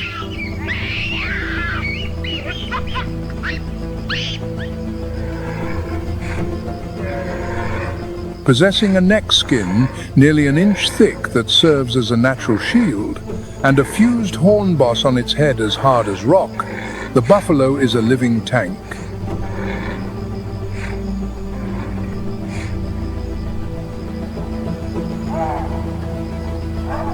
The baboons have survived by a simple principle. The enemy of my enemy is my friend.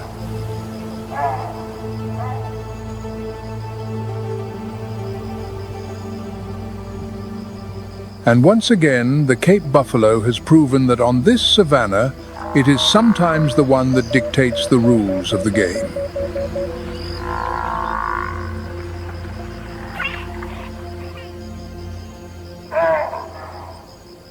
Having survived life-or-death confrontations with the kings and phantoms of the savanna, the baboon troop now faces a new reality at the edge of the dense forest.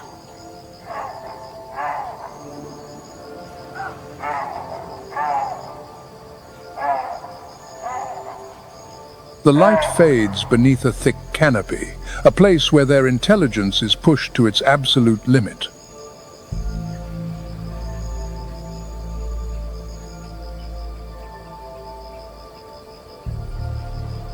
This is the domain of the chimpanzee.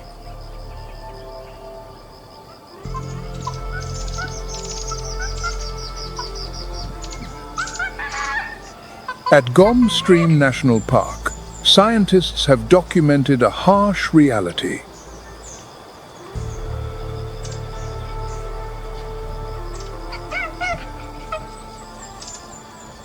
Chimpanzees have an intense craving for animal protein.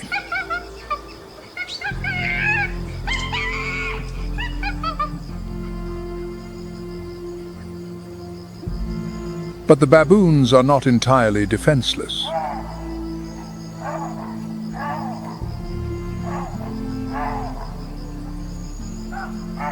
The wahoo call rings out like an alarm, and the entire troop reacts instantly.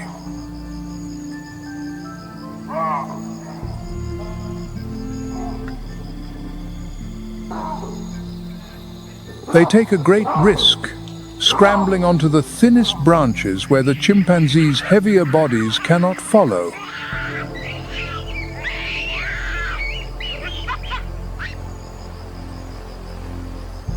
Here, their smaller size becomes their greatest advantage for survival.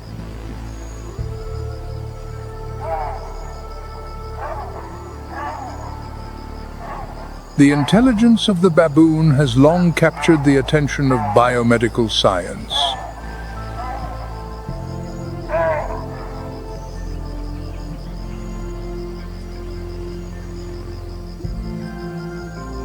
They share up to 94% of their DNA with humans and have organs of a similar size.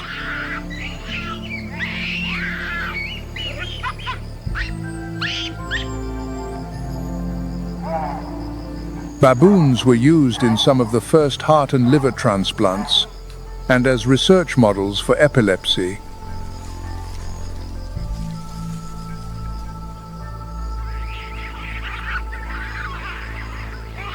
Their silent suffering in laboratories remains an ethical debate without end.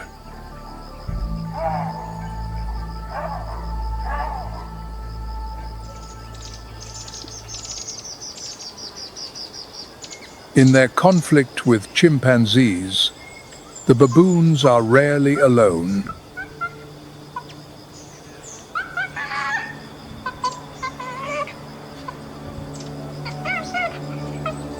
Sometimes, the chimpanzee's hunt is met with an unexpected obstacle.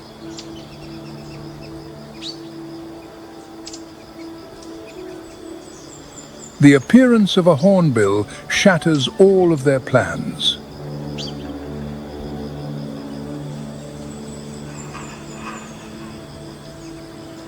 Lacking the fine serrations on its primary wing feathers, the hornbill's aerodynamics are poor.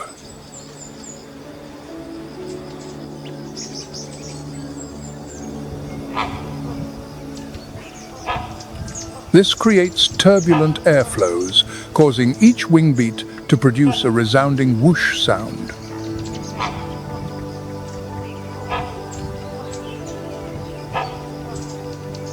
At a distance of over 300 feet, the noise can reach 70 decibels.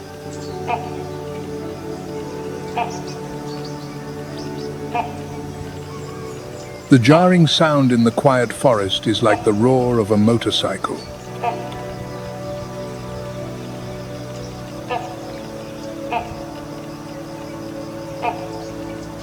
From its vantage point above, the hornbill misses no movement below.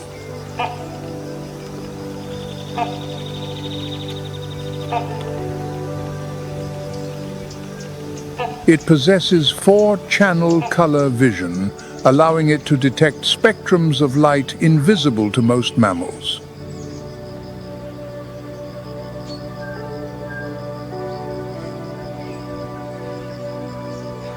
To the bird's eyes, the black coats of the chimpanzees stand out sharply against the green foliage.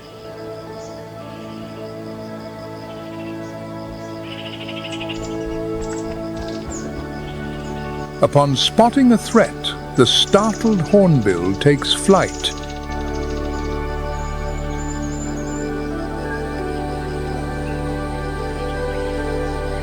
Its heavy wing beats and alarm calls echo through the forest.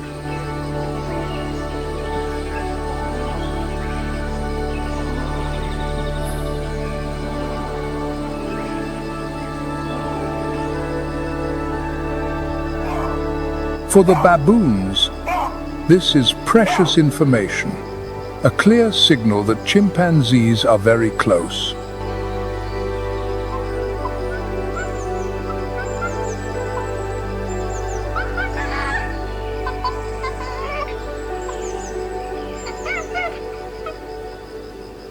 The element of surprise, the key to any successful ambush, has completely vanished.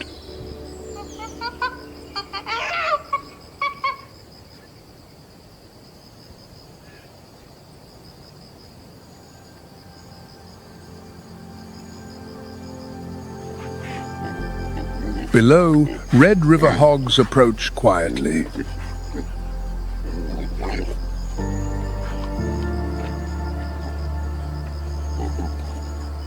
They are drawn here by a symbiotic relationship.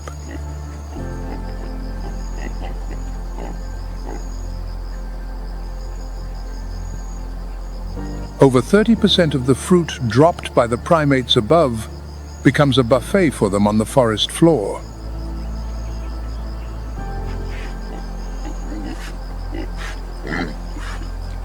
A group of red river hogs, known as a sounder, typically consists of 12 to 20 individuals.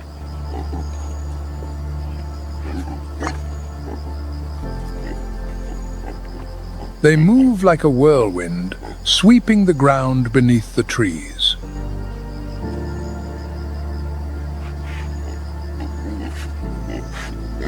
Their snout, with its tough cartilage and elastic nasal disc, combined with powerful neck muscles, turns them into living plows.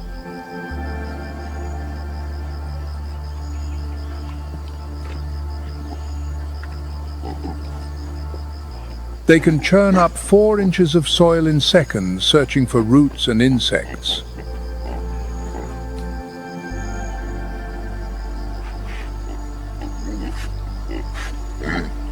Their sense of smell acts as a highly sensitive biological radar.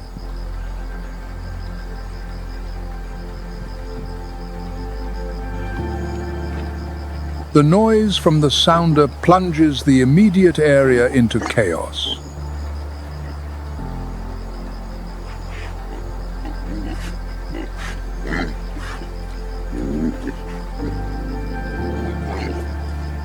They inadvertently become spoilers of any ambush that relies on the chimpanzee's silence.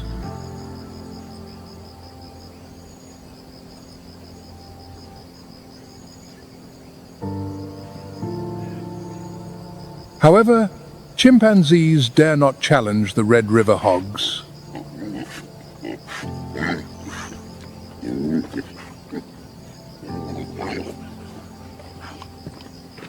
These animals can weigh up to 220 pounds and reach speeds of 22 miles per hour when threatened.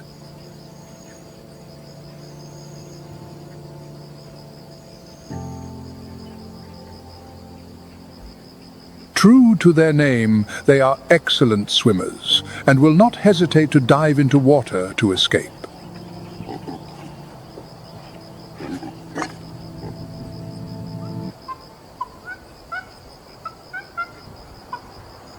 But the greatest threat to the chimpanzee's plan comes from the African bush elephant.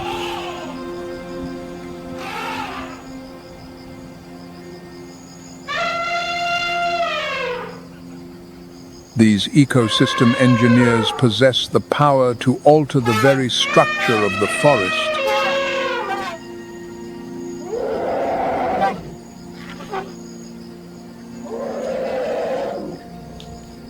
An adult elephant must consume over 300 pounds of vegetation each day.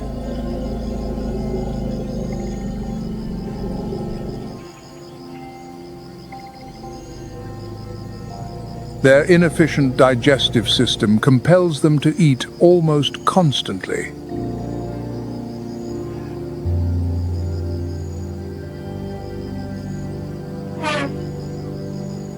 With a trunk containing over 40,000 muscle bundles, they can topple even large trees.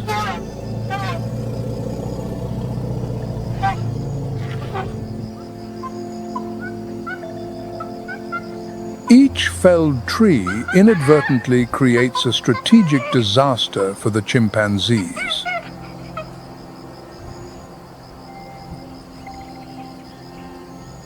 The fallen trunk blocks the aerial pathways they use to corner the baboons.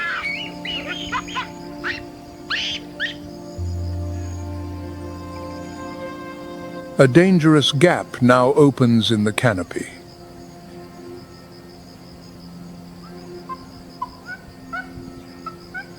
The chimpanzees are trapped.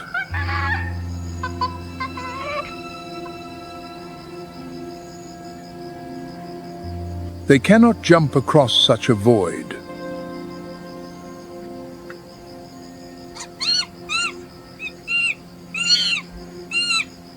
Their only option is to descend to the ground.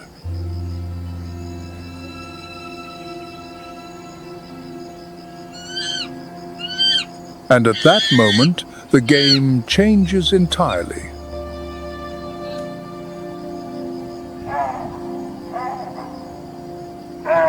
On the flat forest floor, the biological advantage shifts completely to the baboons.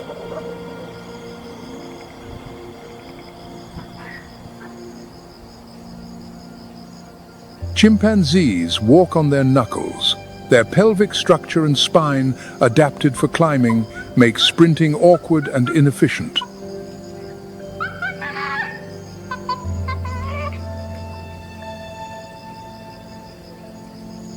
Baboons, in contrast, are true four-legged sprinters.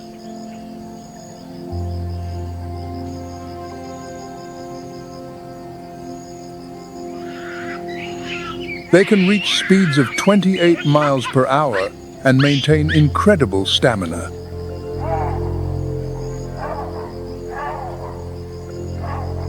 The baboons seize their opportunity, dashing across the open ground and leaving their pursuers far behind.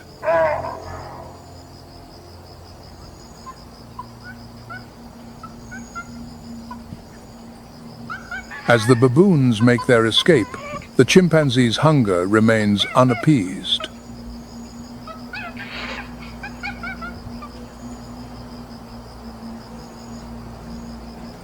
Their gaze shifts to the high canopy, where red colobus monkeys are moving slowly.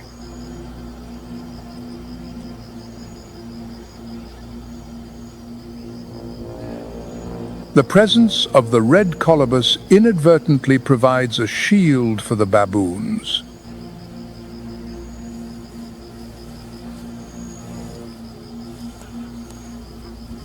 When chimpanzees attack, the red colobus monkeys are almost completely unable to resist.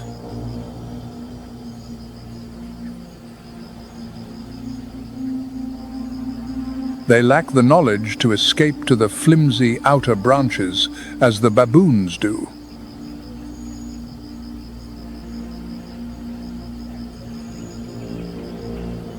The males gather and scream in an attempt to intimidate, but weighing only 22 pounds and possessing no real weapons, their efforts are futile.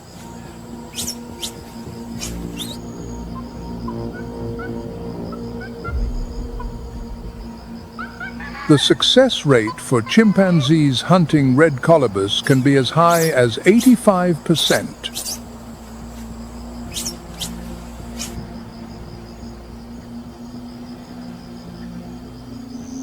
Once a colobus monkey is targeted, its chance of survival is vanishingly slim.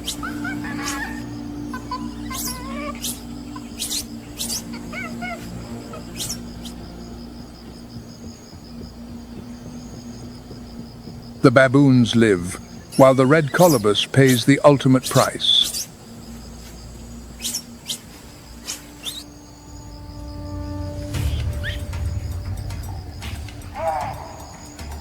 The baboons' survival instincts and intelligence are not limited to defense.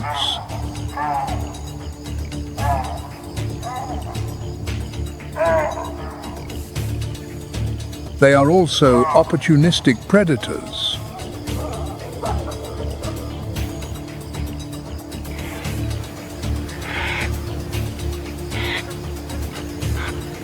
Newborn impala become targets for male baboons in need of protein.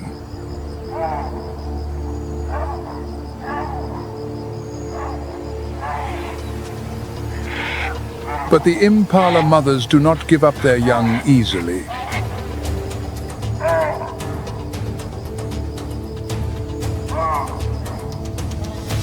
Maternal instinct transforms them into fierce warriors.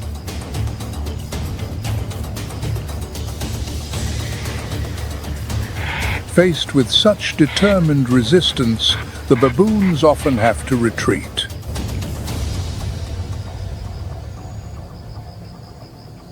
With Thompson's gazelles, the situation is entirely different.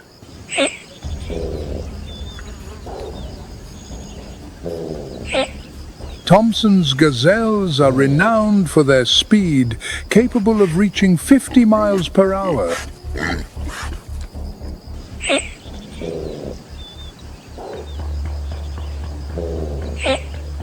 But for a newborn fawn, the primary survival strategy is to remain perfectly still.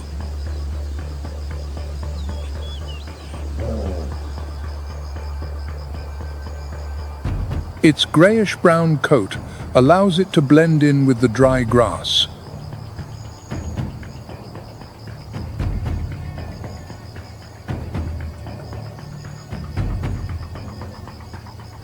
This tactic might deceive a lion or a hyena, but it is useless against the trichromatic vision of a baboon.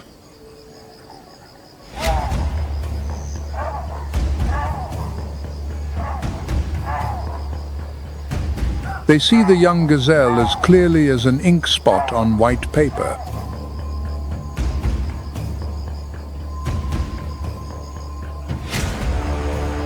There is no sound to give warning.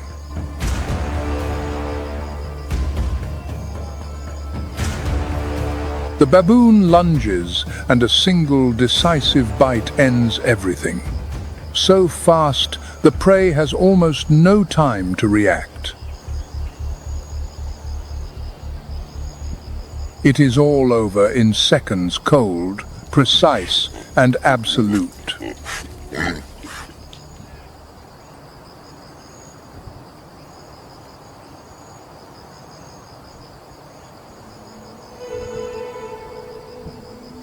Escaping the claws and jaws of the land does not mean an end to all danger.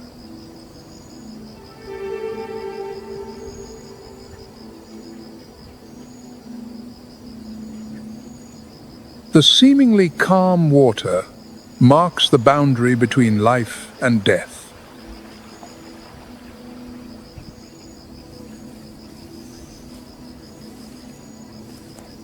They know that here, all of their survival advantages are rendered useless.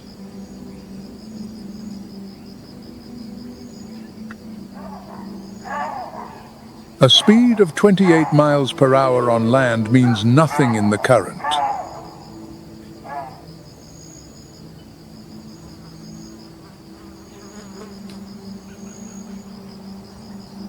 Their phenomenal climbing skills are of no use.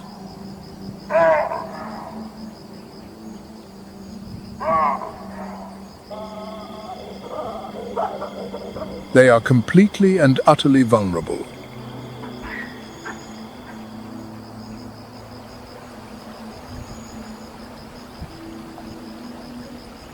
And the enemy that waits here is a killing machine, perfected over 200 million years.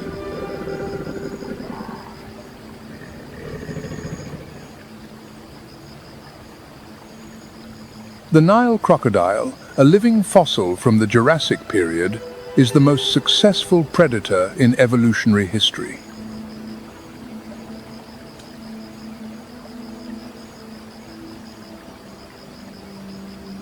It has no need for pursuit.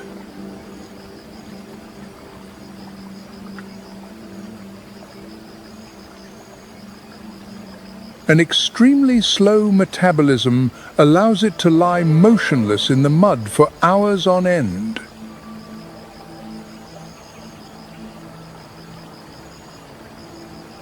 The flat surface of the river is a perfect visual illusion.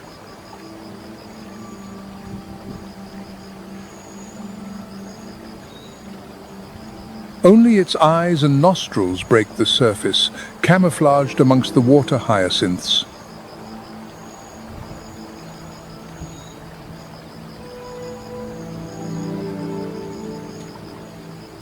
On the crocodile's snout are hundreds of dermal pressure receptors visible as small black dots.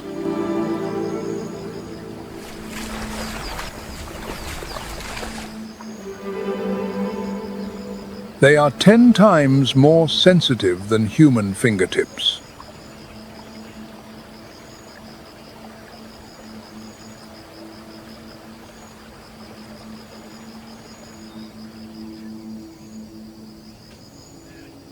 Amid this relentless cycle, life is sustained not only by muscular strength, but by a symphony of intellect and calculated alliances.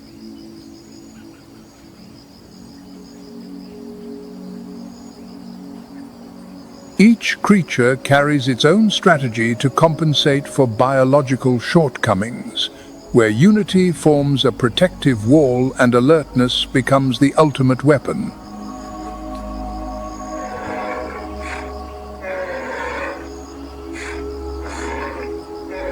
This game has no room for error, for every fragile gap is a boundary of fate.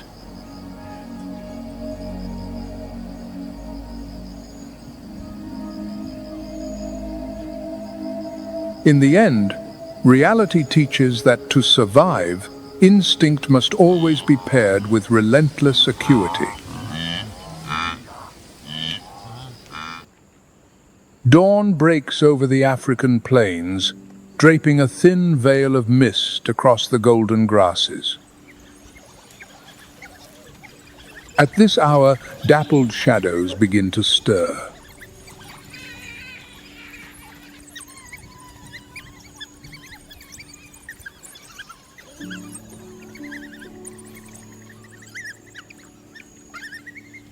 This is a family of African painted wolves, one of the most cohesive hunting communities on our planet.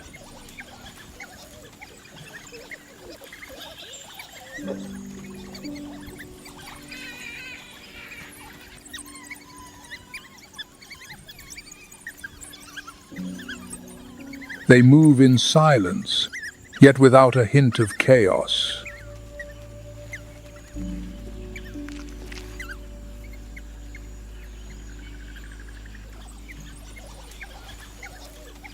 At the heart of the pack, the alpha pair leads with a quiet, steady confidence.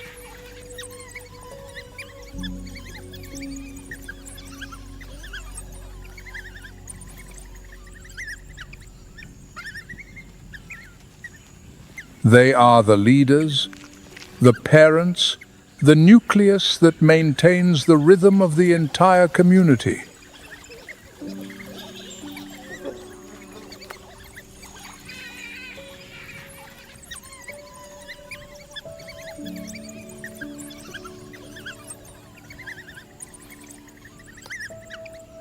A mere glance or a soft chortle from their throats suffices to direct the group, as if sharing a single mind.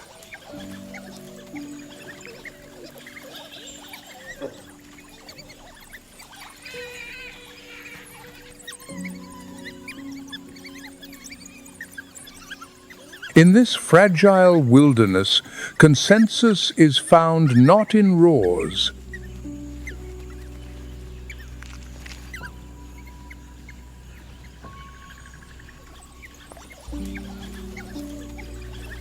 but in the sharp, rhythmic staccato of a sneeze.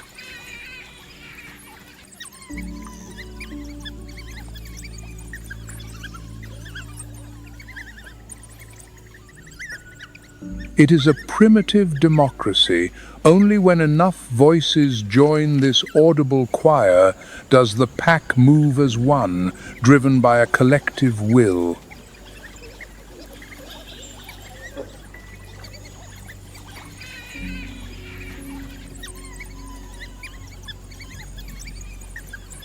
Their mottled coats of gold, charcoal, and white are entirely unique to each individual.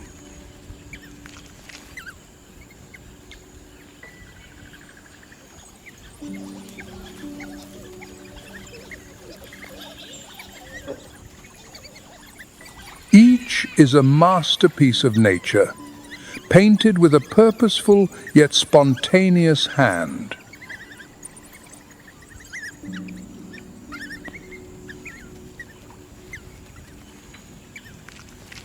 Their large, satellite dish ears amplify every sound while dissipating heat against the rising temperatures of the coming day.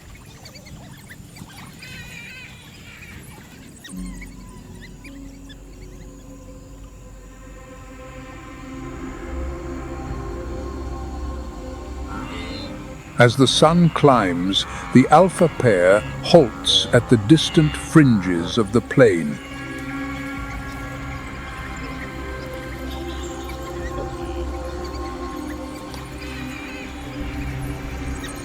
A young wildebeest has strayed from its herd, caught off guard in a seemingly harmless moment.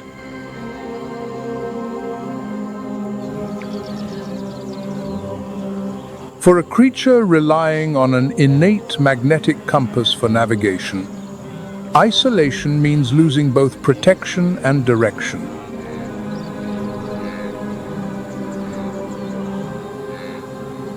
Scientists believe they sense the Earth's magnetic field to guide their epic migrations. Isolated, the calf faces not just a predator, but the disorientation of a vast, overwhelming world.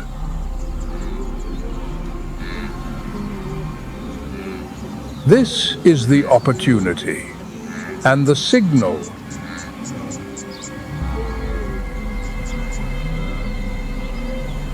Without a roar or a bark, the pack surges forward like a sudden, invisible gale.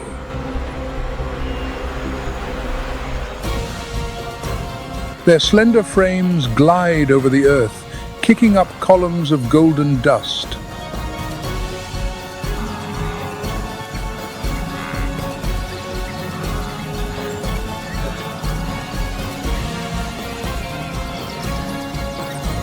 The group tightens the noose.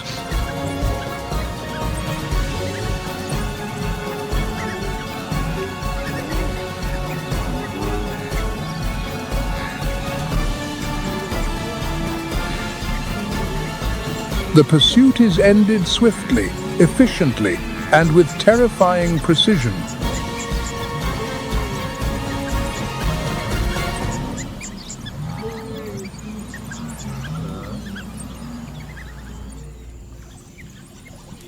The entire pack gathers around the fallen prey. There is no quarreling, no jostling for position.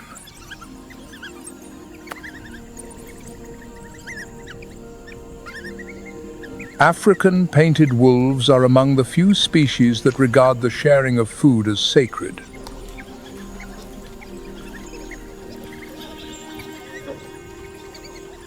In a land where life balances precariously on the edge, such solidarity is the key to their endurance.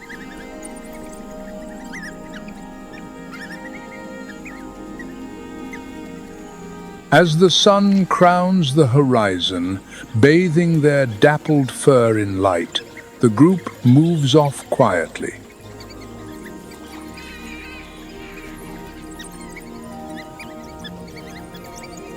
A new day has begun, laden with risks, opportunities, and untold stories.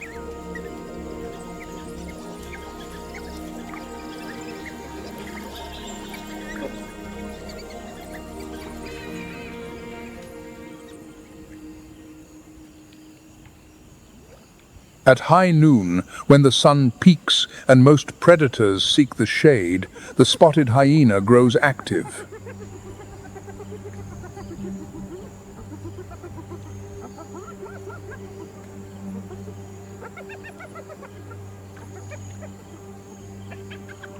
Spotted hyenas live in matriarchal clans, where the adult females hold absolute dominion.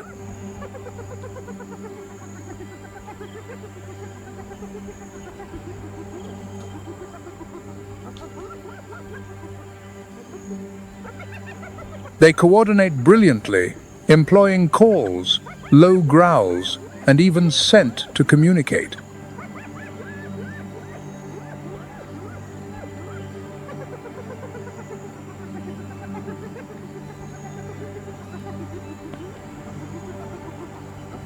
Their bite force is immense, allowing them to pulverize bones that many other species simply abandon.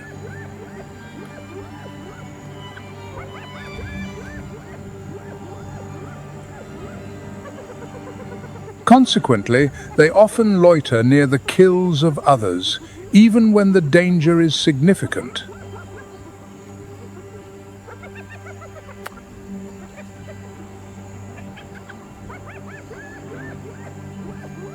By day, they easily spot cheetahs with their kills, as cheetahs must rest after high-speed sprints.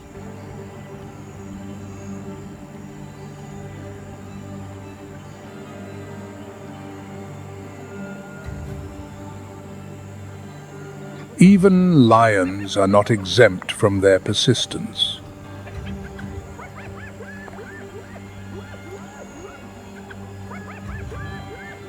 Lions are the hyena's greatest rivals. Yet by day, if a lion is weary or alone, hyenas may intrude.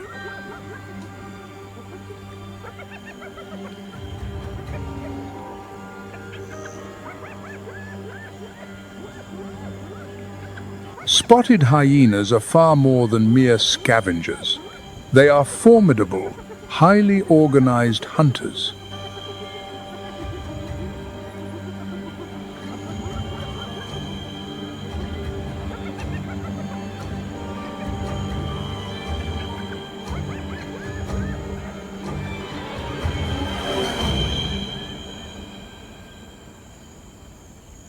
Not far from where the hyenas gather, a leopard emerges silently from the scattered trees.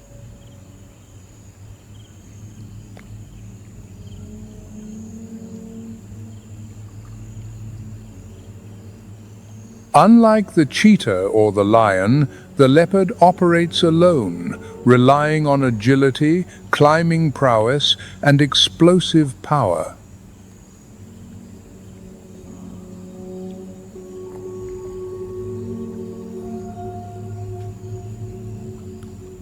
Leopards favor areas of dense thicket, rocky outcrops, or large, sturdy boughs.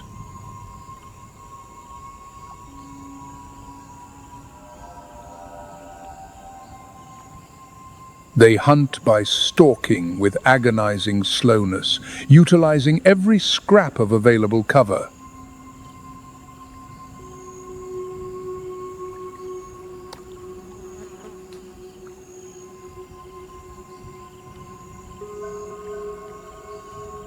Today, its target is a troop of baboons foraging near a rocky escarpment.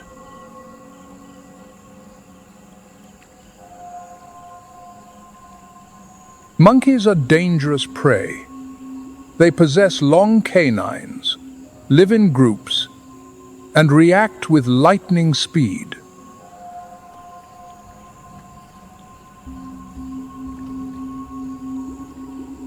But the leopard is bold enough to hunt them, especially targeting the young or the carelessly isolated.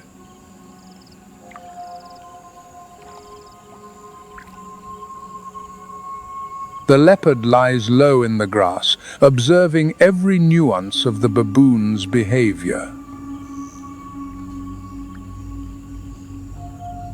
A youngster sits just a few yards from its mother. A small gap, but a sufficient opening.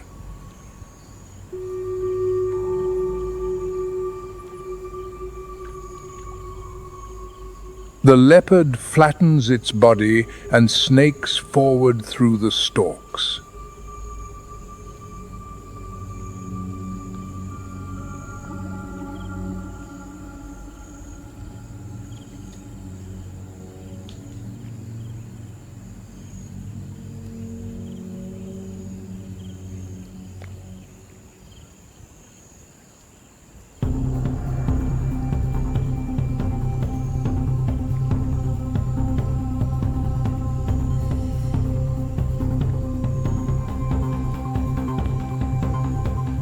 The small prey has no time to react before the cat's talons find their mark.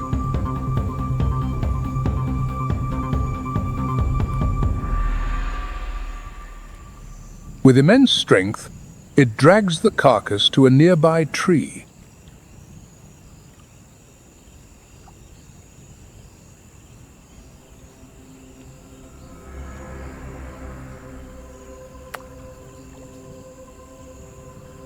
Nearby, the pack of painted wolves continues through the short grass, noses twitching for fresh scent.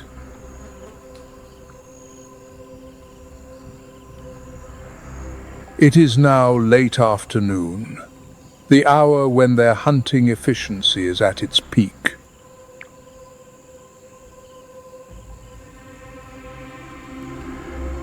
They encounter a herd of impala grazing near a thicket.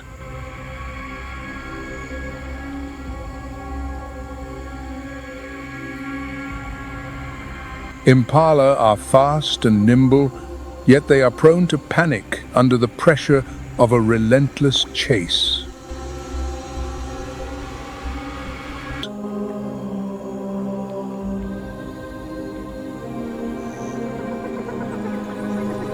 But the scent of blood does not remain a secret for long on the savannah.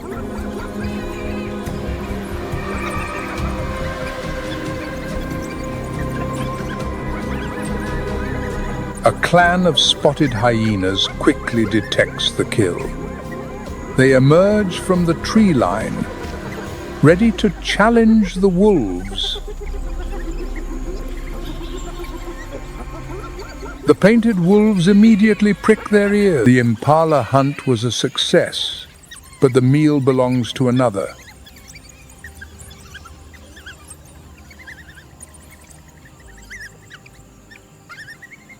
After a series of hunts, tension, and bitter losses, the pack enters its most vital season, breeding.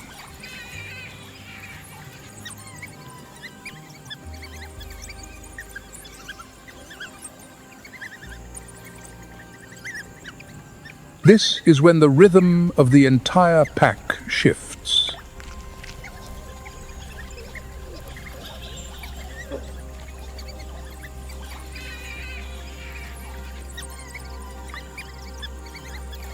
Only the alpha pair is permitted to breed, ensuring the pack does not have too many mouths to feed.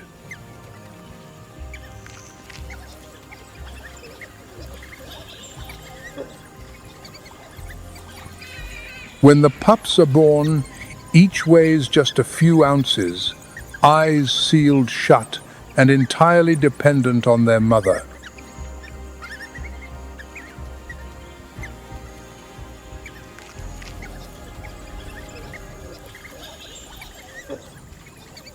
But what distinguishes this species is that the entire pack shares the burden of their care.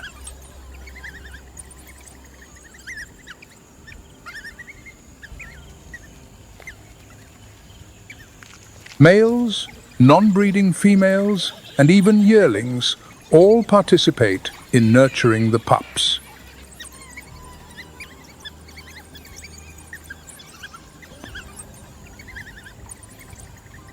At around 3 weeks of age, they begin to crawl from the mouth of the den.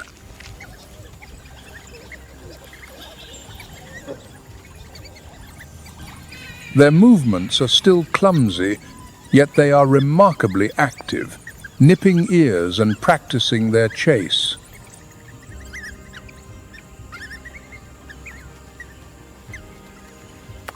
This is also their most vulnerable stage of life.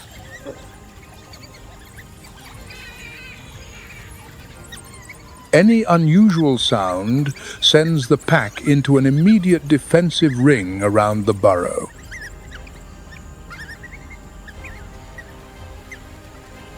The breeding season cements the bonds between every member of the pack.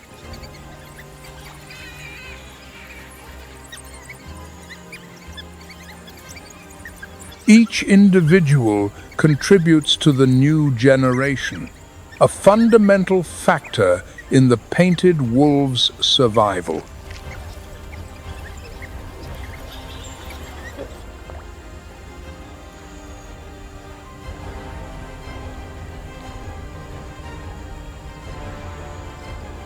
For a cheetah, raising young is a solitary journey, devoid of kin or a pack for protection.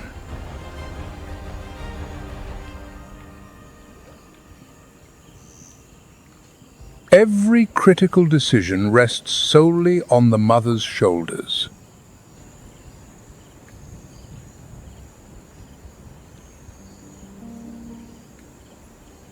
Cheetahs are renowned for their extraordinary, record-breaking speed.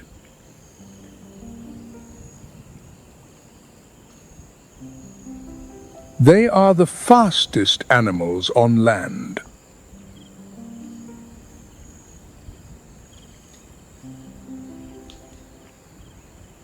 Yet, a body engineered for velocity leaves them physically weaker in direct confrontations.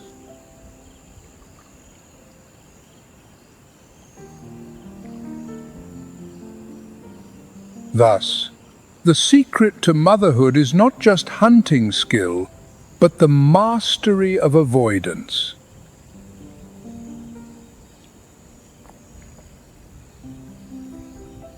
They often select low hills or the bases of scattered trees as their resting places.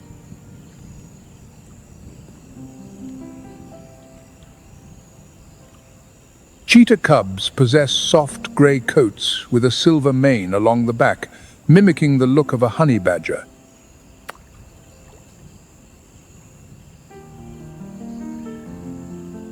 These cubs are highly energetic, yet they are never permitted to roam freely.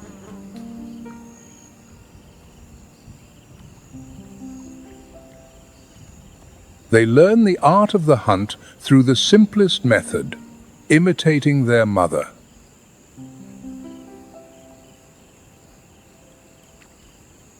The mother cheetah leads her brood to a different thicket.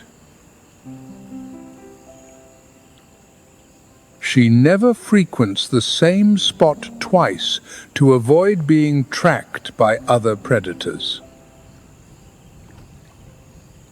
It is a familiar cadence: move, hide, hunt, teach, and move again.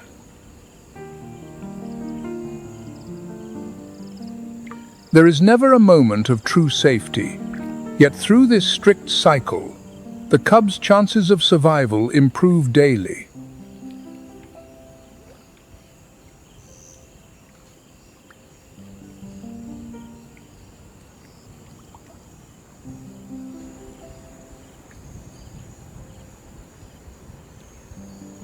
In the far reaches of the plain, the earth trembles beneath the weight of African elephants heading toward water.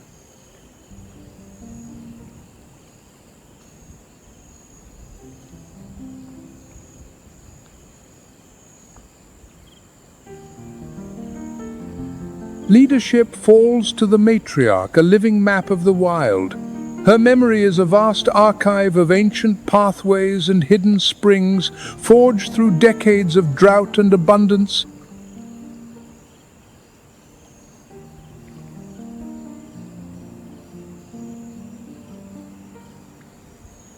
To follow her is to walk in the footsteps of ancestors.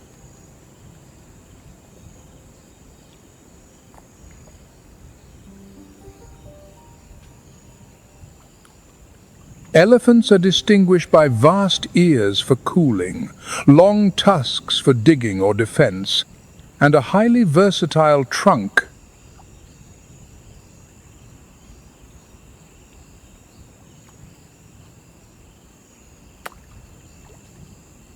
They move slowly but with purpose, always keeping the calves at the center to ward off lions or hyenas.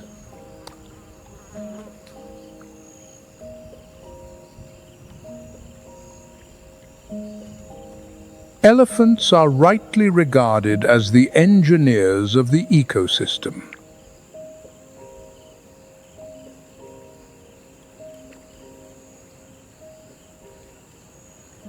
They forge trails, clear clearings, and dig wells when the earth parches.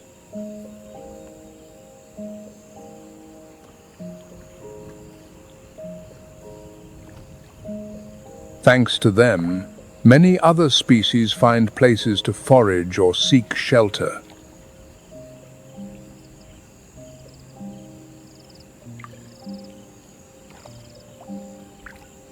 Trees toppled by elephants become shade for antelope, hideouts for leopards, or feeding grounds for birds.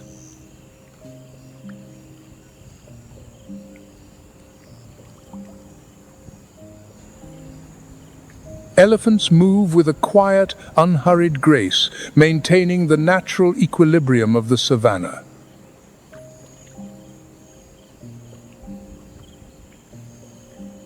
Near the area the herd just traversed, other savannah residents continue their daily rituals.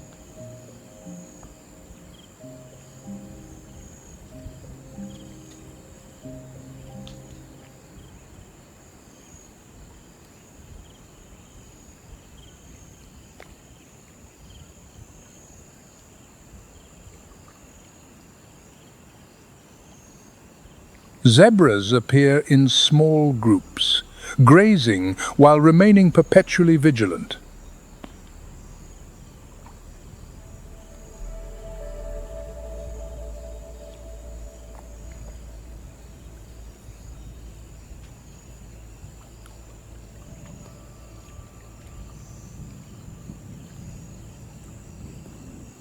They rely on a keen sense of smell and memory to find new pastures, serving as guides for other migrants.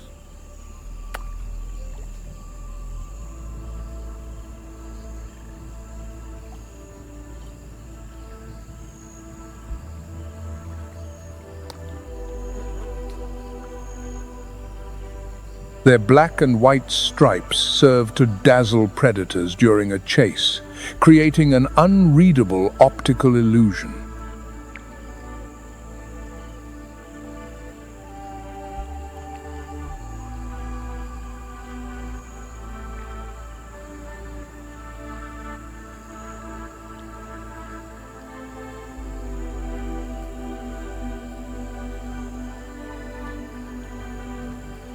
Nearby, giraffes tower over all other species.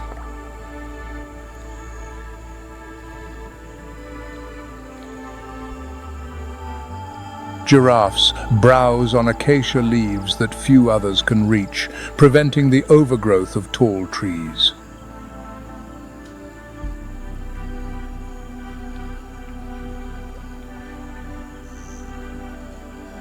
Their long necks provide a distant vantage point, and their reactions often alert other animals to approaching danger.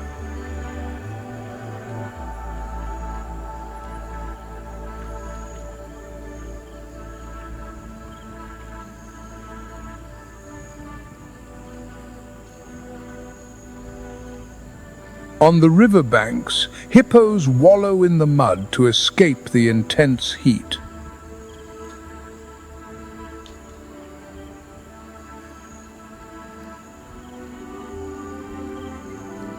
They live in pods and spend the vast majority of their time submerged.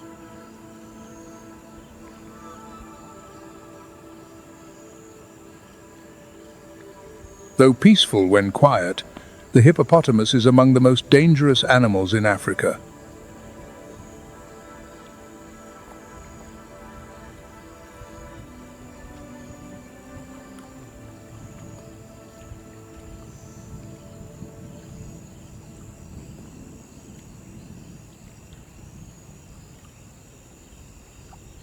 In the low scrub, close to the earth, mongooses wander in search of insects.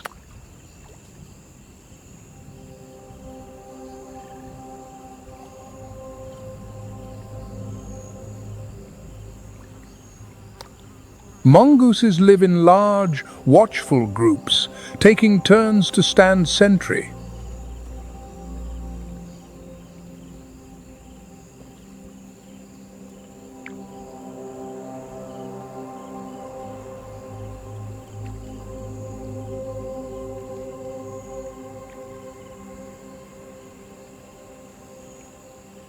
Not far from the mongooses, a lone honey badger moves with an air of absolute confidence.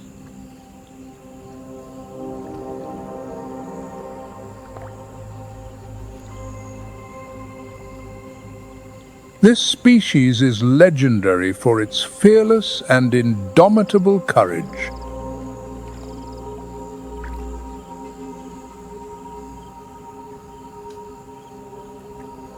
Each species, from the zebra to the honey badger, plays its part in the savanna's stability.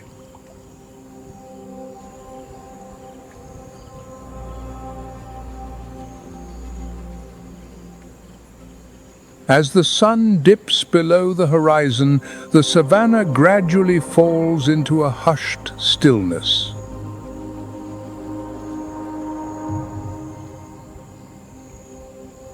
The painted wolves retreat after an unfavorable encounter, leading their pups to safer grass.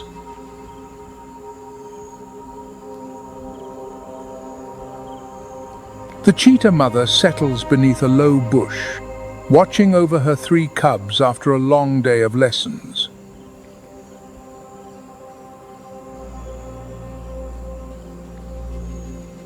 Above, the leopard remains motionless on its branch, resting but never truly letting down its guard.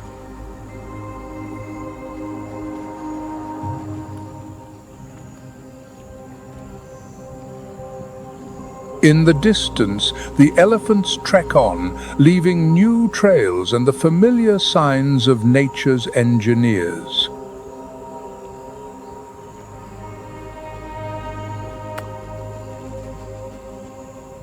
Each species, great or small, fulfills its unique role to create the steady pulse of life on this vast land.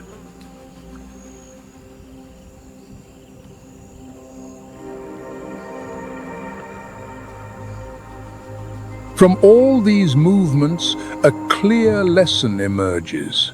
Nature thrives through profound connection.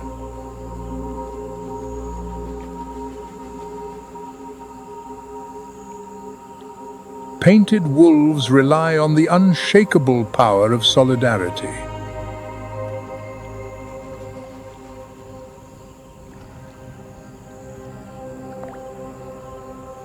Leopards depend on endurance and the mastery of concealment.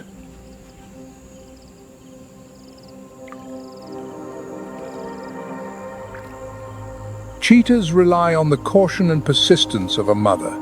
Elephants rely on memory and collective responsibility.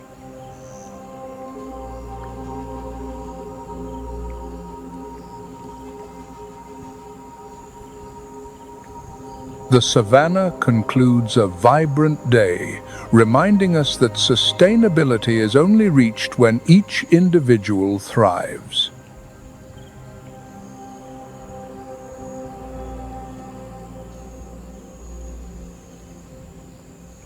When every species understands its role and harmonizes with the greater tapestry.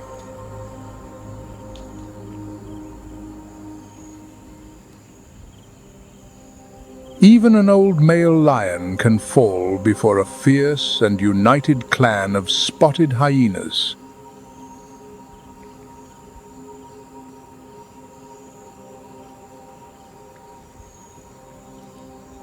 Is this merely an instinct for survival or an ambition to dominate the entire savannah?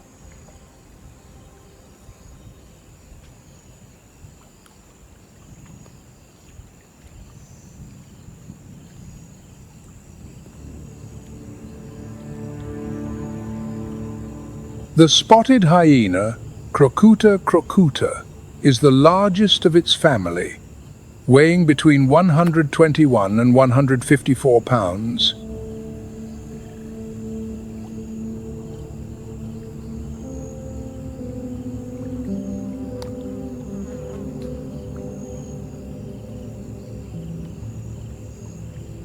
Unlike most predators, here, the females hold absolute dominion.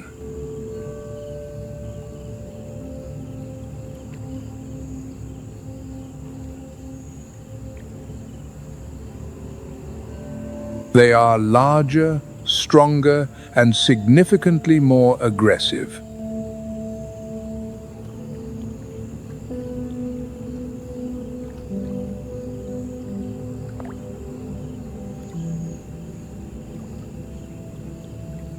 This stems, in part, from high testosterone levels while still in the womb.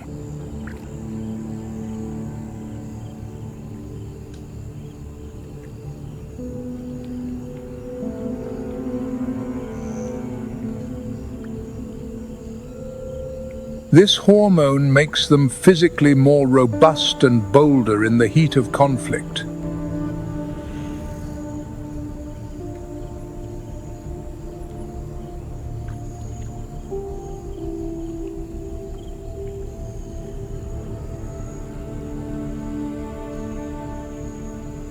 Bears the physical hallmarks of dominance, a biological masquerade that grants her absolute rule.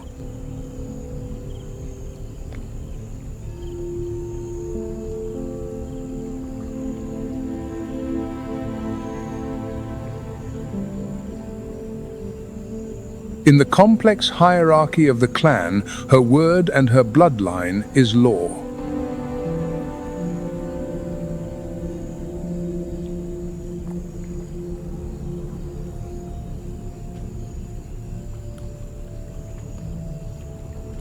These animals live in complex social groups called clans, which can number over 80 individuals.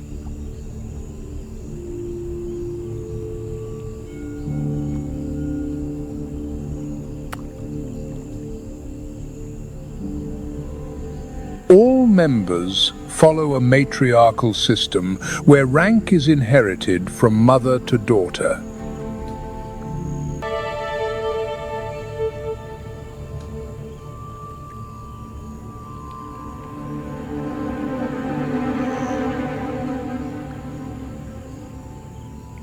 From afar, Dust clouds rise under the heavy tread of Cape Buffalo, the giants of the plains, each weighing nearly 2,000 pounds.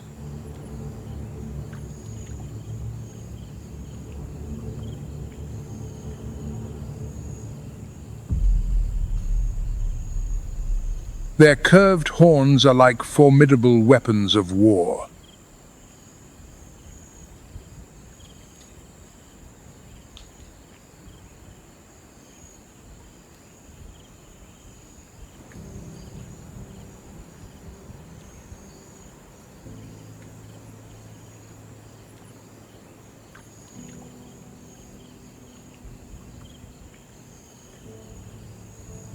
From the slopes, a lioness has spotted a herd of Cape buffalo moving slowly toward the marsh.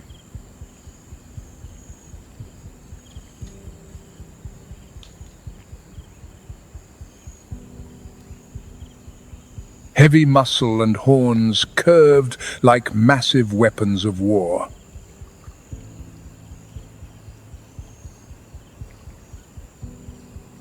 Even lions must exercise extreme caution around them.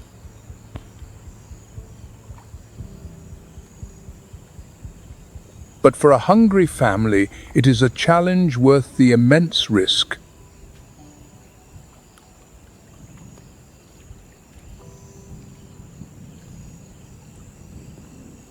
The entire pride lowers itself, snaking through the low acacia scrub. The wind is favorable, carrying their scent away from the herd.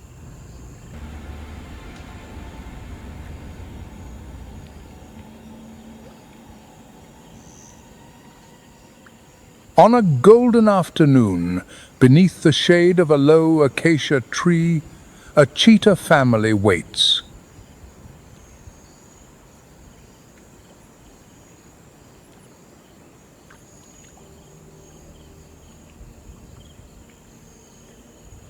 The cheetah, Acinonyx jubatus, is the fastest land animal on our planet.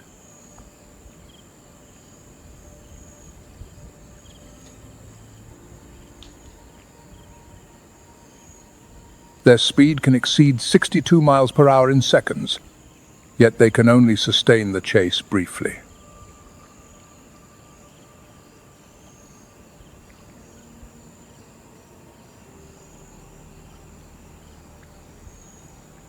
A slender frame, long legs, a flexible spine, and a tail, acting as a rudder, allow for instant turns.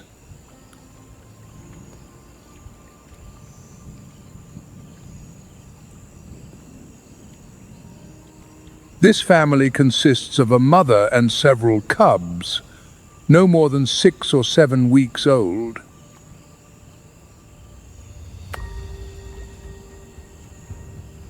Their bodies are still small, their spots faint, and their backs covered in a silver-grey mantle of fur.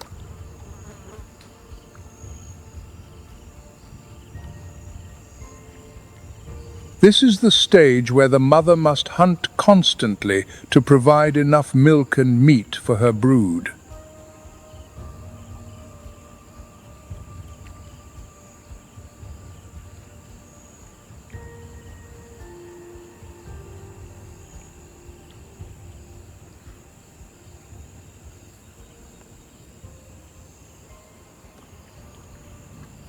Ahead of them, a herd of impala grazes, occasionally lifting their heads in cautious unison.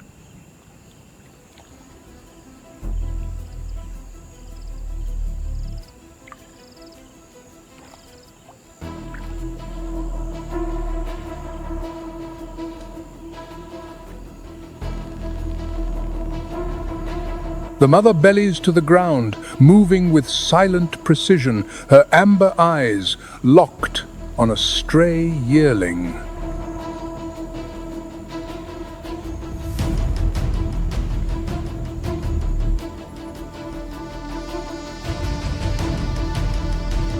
The cubs, far too small to participate, remain motionless in the scrub, observing their mother's every move.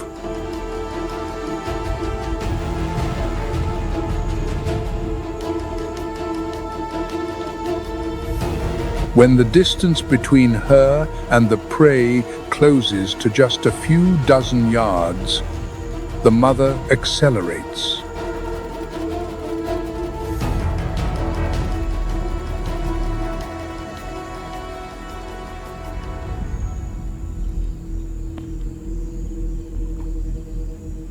Her dash is like a bolt of lightning tearing through the stillness of the afternoon.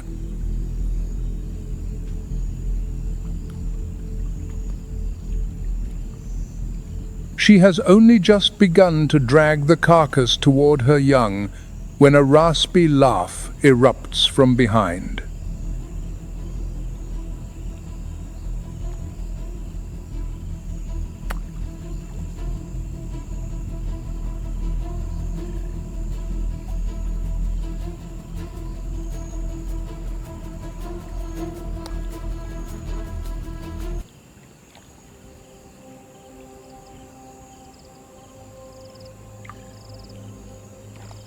On the savannah, even the swiftest of hunters must often bow to the sheer persistence of the hyena.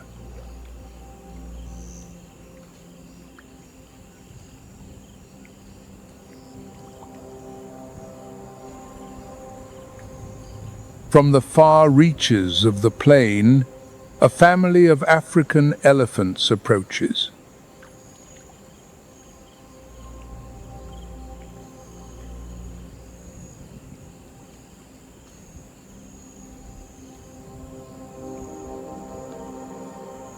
They are led by the oldest and wisest matriarch, whose memory holds the locations of ancient waterholes.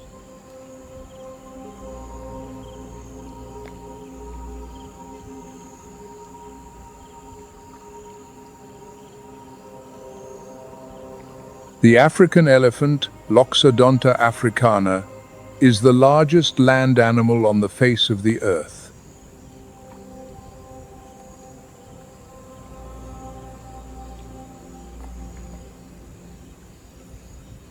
An adult can exceed 10 feet and weigh 13,227 pounds.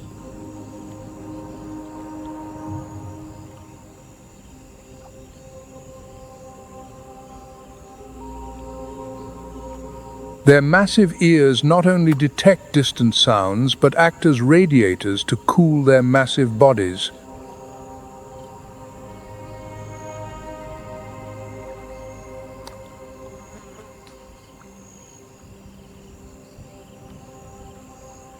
The trunk, containing over 40,000 bundles of muscle, is a versatile tool for drinking and greeting.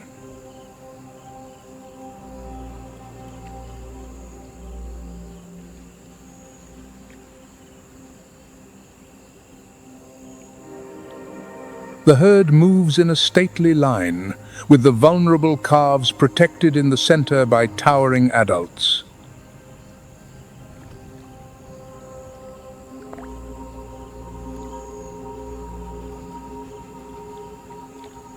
Occasionally, the matriarch halts, raising her trunk to test the wind for the scent of water.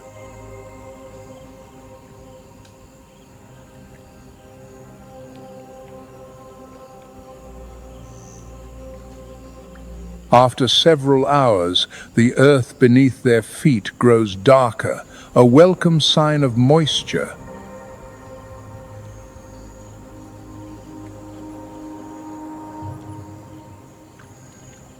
They quicken their pace. Reaching the pool, the herd plunges in, trunk siphoning up the cool, refreshing water.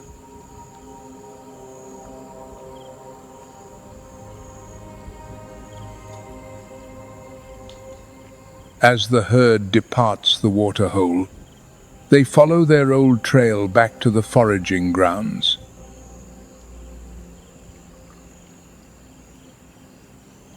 But behind the main group, a mother and her calf have fallen slightly behind.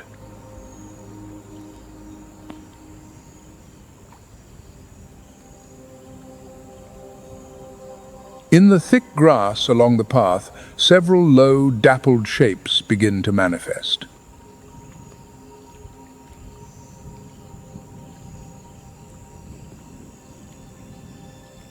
A clan of spotted hyenas, lured by the scent of the calf, moves in with chilling speed. It's a rare and extraordinary opportunity.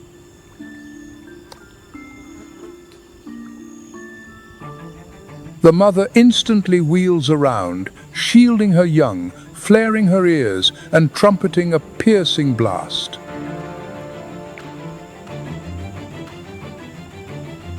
From the distance, deep rumbles and heavy footfalls answer the call.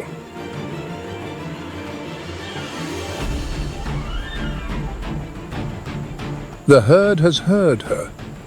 In moments, the adults charge back and form an impenetrable circle.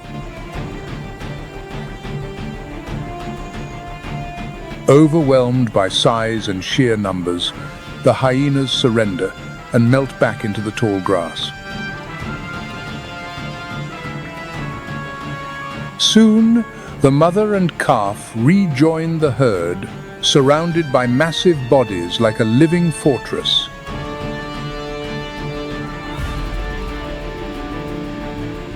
An elephant's strength lies not just in its size, but in a solidarity that has protected them for eons. On this unforgiving land, every day is a new drama, where life and death are separated by a single breath.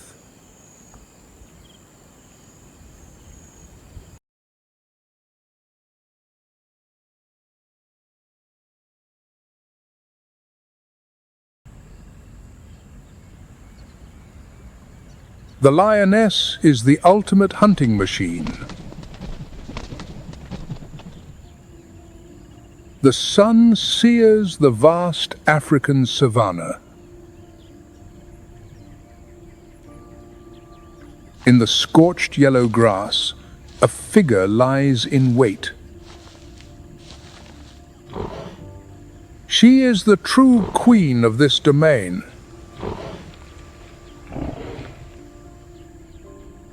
The lioness is the cornerstone of the pride's survival.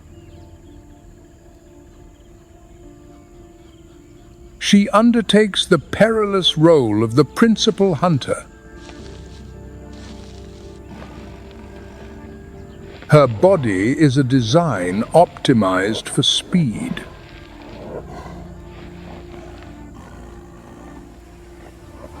A more compact frame than the male's enhances her agility.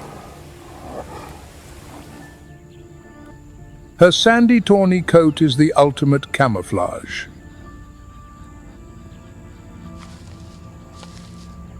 Her night vision is 6 times sharper than a human's.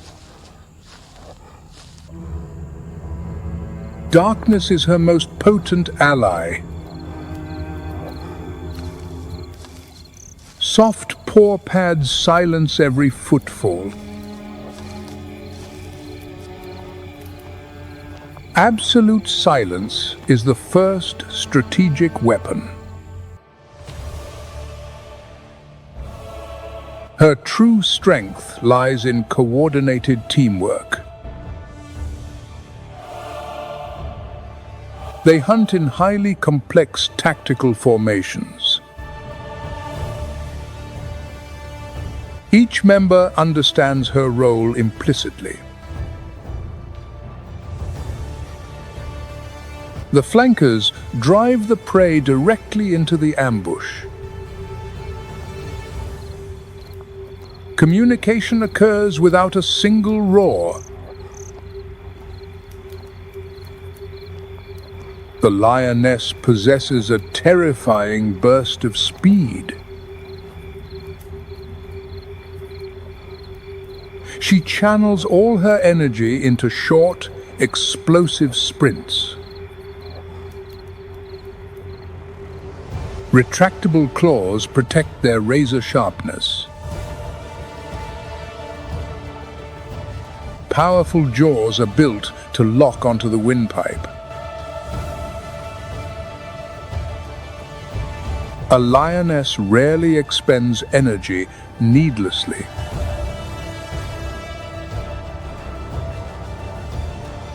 She watches with patience, selecting the weakest target. The success rate soars when they hunt as one. This is a testament to the intelligence of these great cats.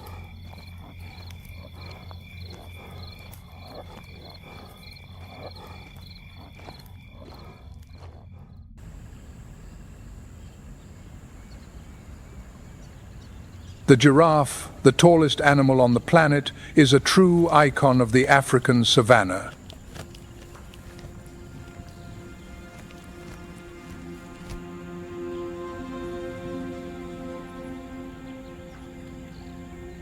With an average height of 16 to 20 feet, the males can weigh up to 4,200 pounds.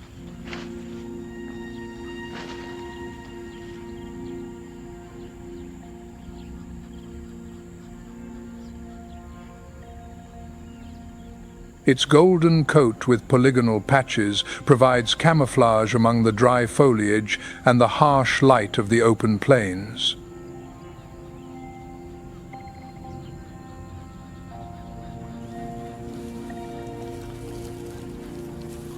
The giraffe feeds on the shoots, leaves, and flowers of the acacia tree.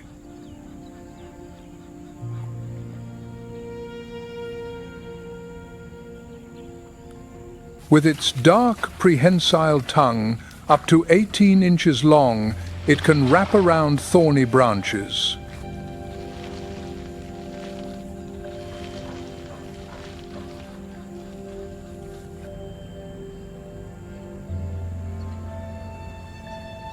They live mainly in the dry savannas and open woodlands of Kenya, Tanzania, and Botswana, where there is plenty of foliage and a wide view to spot predators from afar.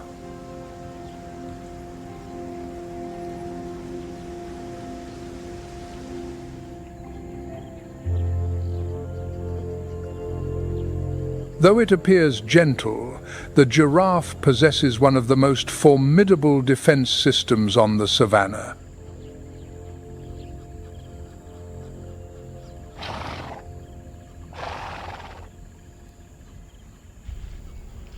Its long legs, like concrete pillars, hide an extraordinary power.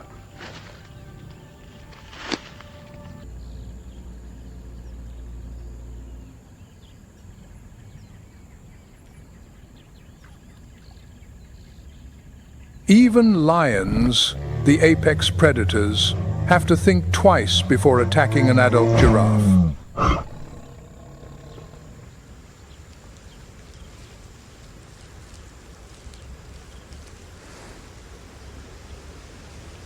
To succeed, they need to bring it down first.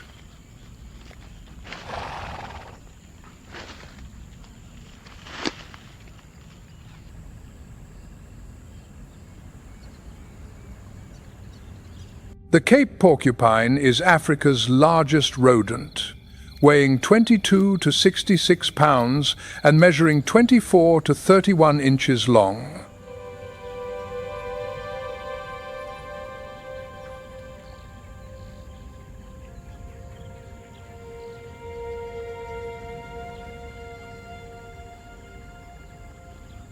Its robust body, short legs, and large head are covered in a thick, black coat.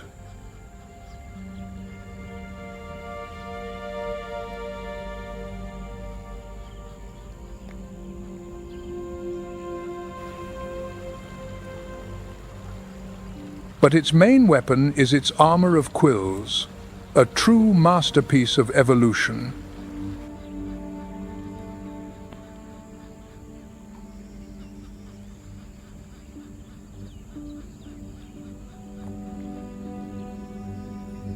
Its body is covered with thousands of keratin quills, ranging from 8 to over 13 inches long.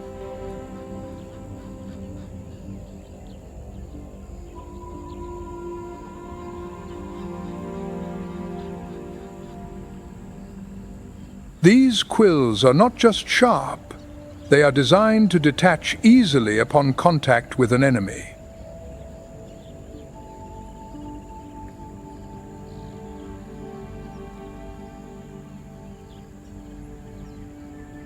The tips of the quills have microscopic barbs, making them embed deeply and very difficult to remove.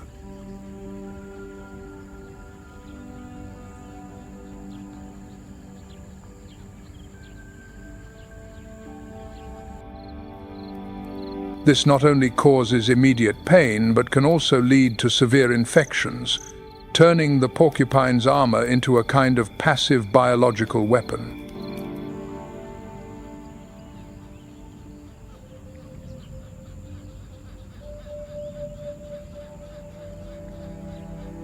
The porcupine's habitat spans the savannas and dry forests of southern and eastern Africa, where hard ground and rock formations provide ideal shelter.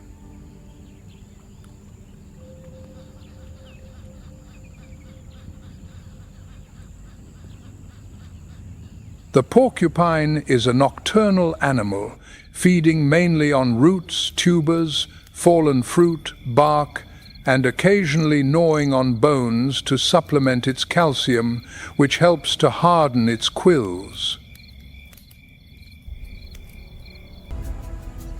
In the end, the female leopard sits there, pulling out the quills one by one, frustrated and in pain. There are many records of lions and leopards dying a few days later from infections caused by the wounds.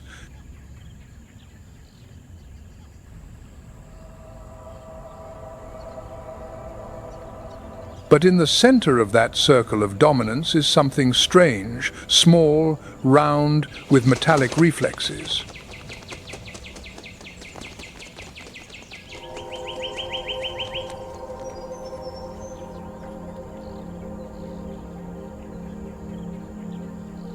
A ball made of compact scales.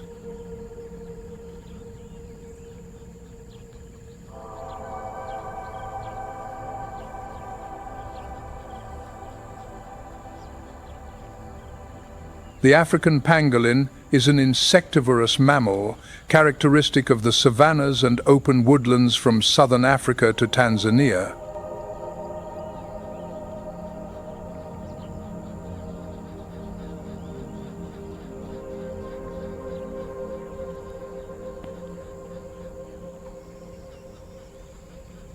Its body is 31 to 39 inches long, weighing 26 to 33 pounds.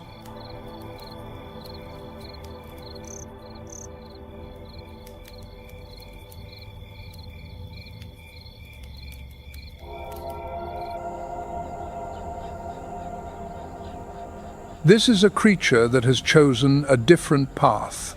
It has turned its own body into a fortress of keratin, an ancient solution to a timeless problem.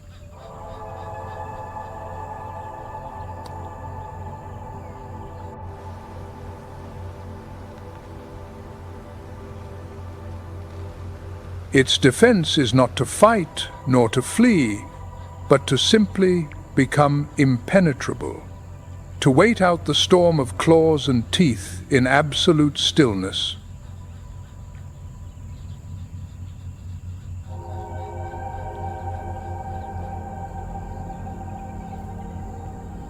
It is the ultimate victory of passive resistance.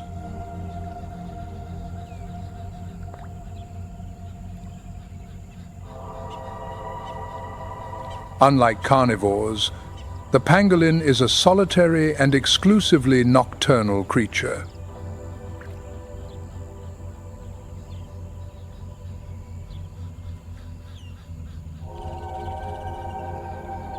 It uses its long tongue, which can exceed 16 inches, to catch ants and termites in their underground nests.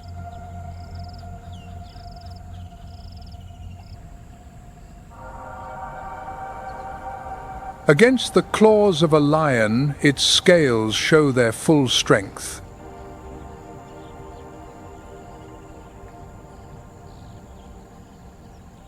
No claw can penetrate them.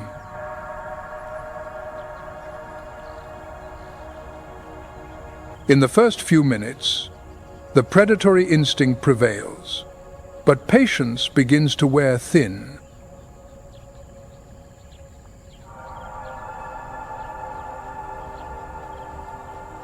The pangolin remains motionless, curled up like a living rock.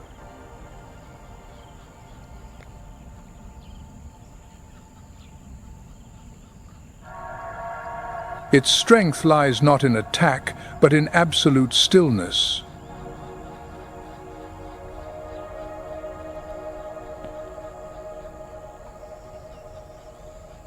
When the predator finally gives up, it slowly uncurls its scales, stretches its neck, and takes calm steps, leaving small footprints in the sand.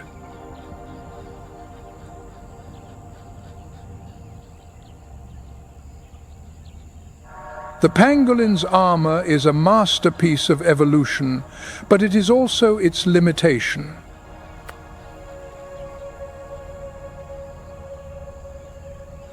It protects it from any predator, but leaves it defenseless against humans.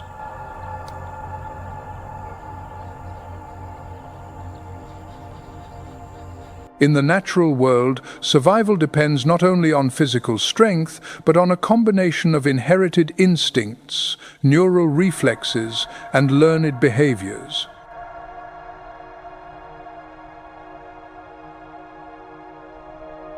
And that is what makes nature a stage that is both brutal and incredibly fair.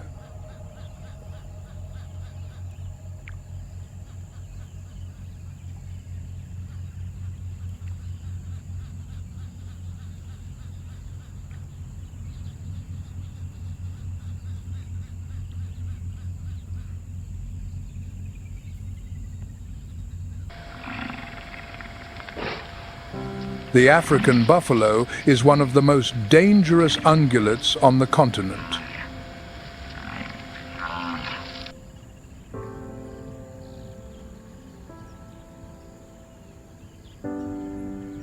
An adult can weigh from 1,100 to over 2,000 pounds.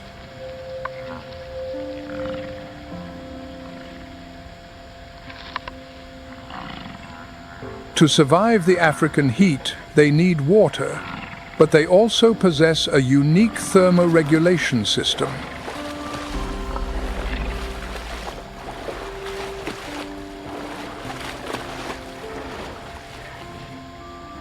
The buffalo's dark coat can absorb heat, but its skin contains a dense network of blood vessels.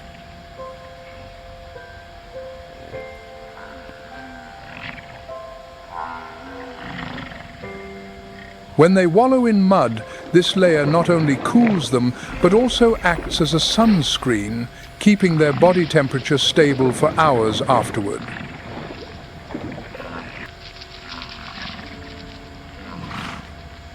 Its most lethal weapon is its pair of curved horns, which extend to the sides and then curve upward like sharp blades.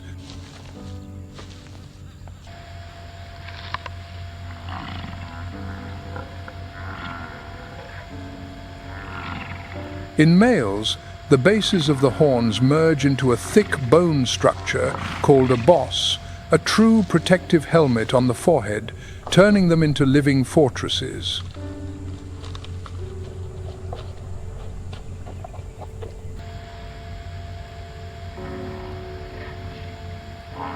But more frightening than all is its unpredictable and aggressive temperament.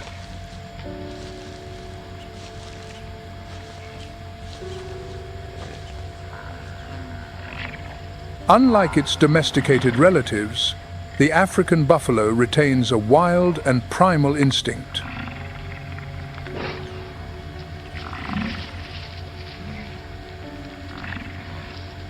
It does not fear humans, nor does it fear lions, and above all, it never surrenders.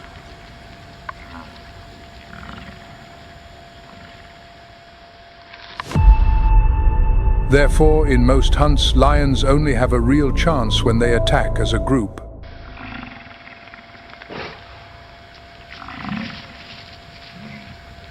When the buffalo advance together, they are like an army on the march, strong, united, and ready to fight to the end.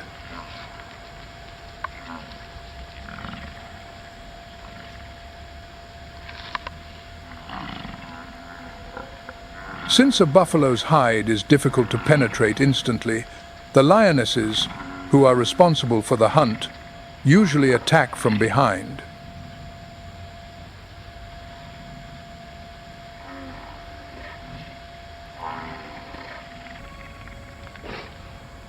In buffalo, these reactions are reinforced by collective learning, as individuals learn from the group, and the whole group reacts as one.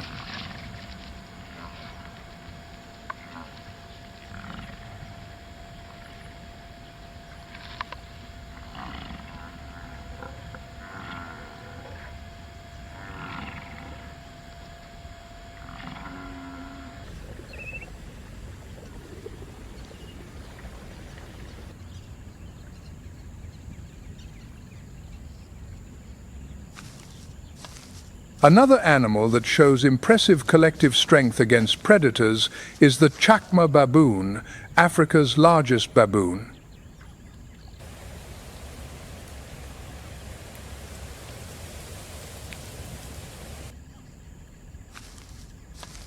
This is a primate with extremely complex social behavior.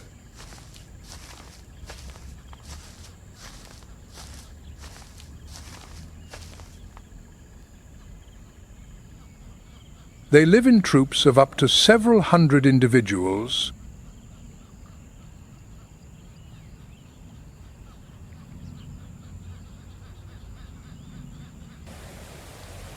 The social structure is well defined, with the strong males positioned at the front and back of the group during movements.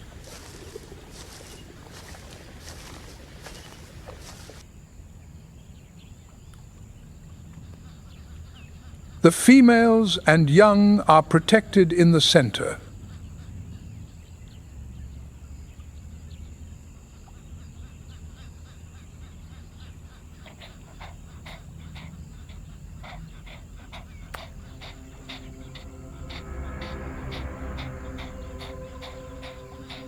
Their main natural enemy is the leopard.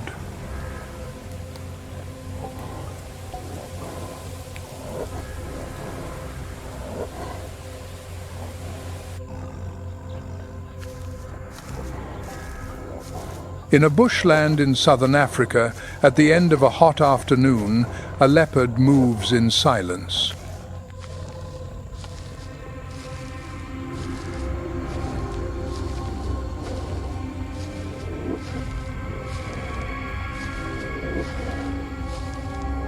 Unlike the lion, the leopard does not depend on a pride.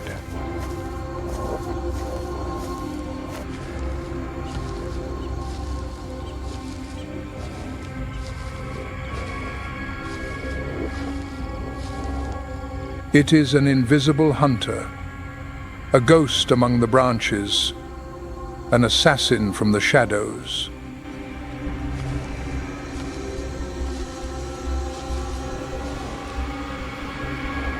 It strikes when the troop is least vigilant.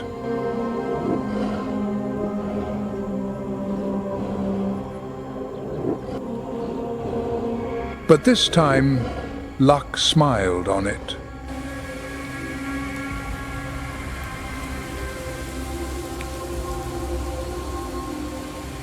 An adult male in the baboon group raises its head.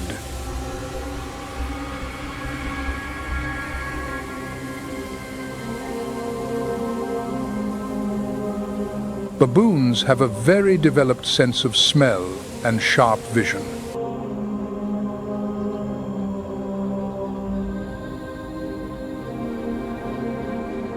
A small signal is enough to trigger the collective alarm system.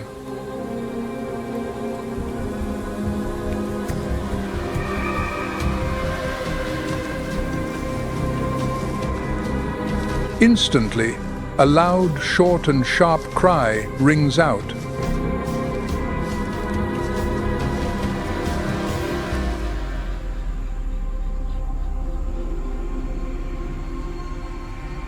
In the world of baboons, each predator has its own alarm code.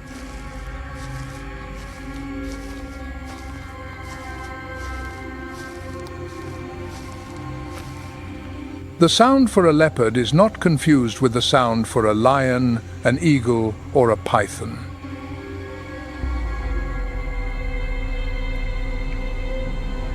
The predator has just taken another step, and the entire troop has reorganized. One of them, perhaps the dominant one, charges without a moment's hesitation.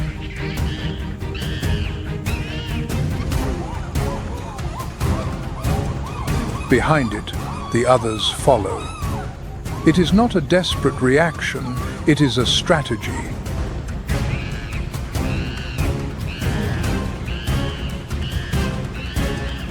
The victory of the baboons lies not in killing the enemy, but in spoiling the attack before it happens.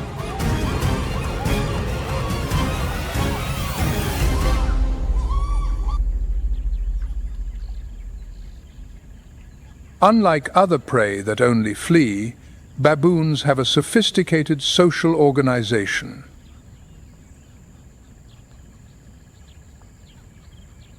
They divide functions, cooperate, and make decisions as a group.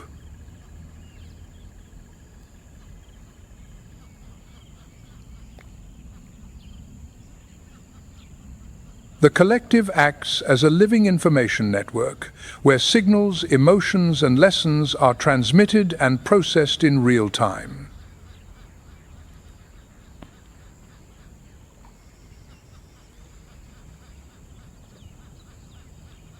In the wild, where a second's delay can cost a life, the defense of the baboons depends not only on claws or fangs,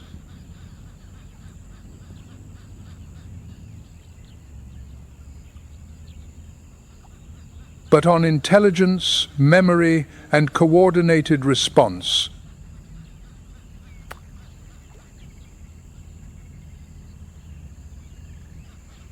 It is the unity and intelligence of the prey that has made the hunter retreat in silence, defeated.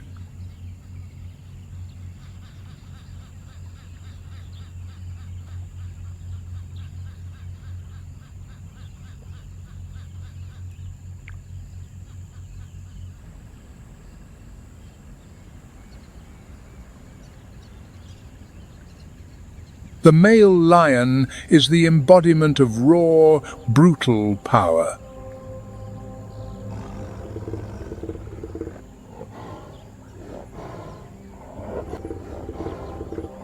His appearance is born to intimidate his foes.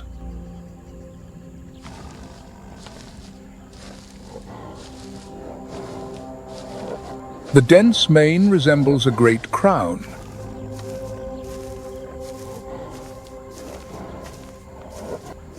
It is, in fact, a rare armor protecting his throat.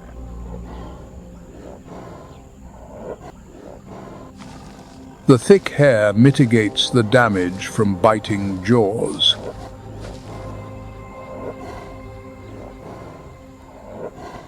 The muscles of his shoulders and neck are immensely developed. His sheer body mass is a heavyweight weapon. His task is not the hunt. His sole mission is to fight and defend his territory. He patrols the borders under the searing sun.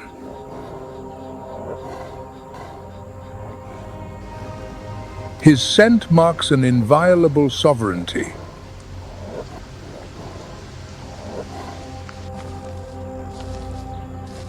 His far-carrying roar warns any audacious intruder. The sound itself makes the wild earth tremble.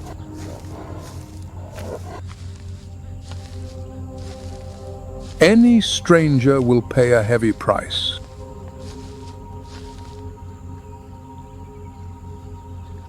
Young nomads are always hungry to usurp the throne.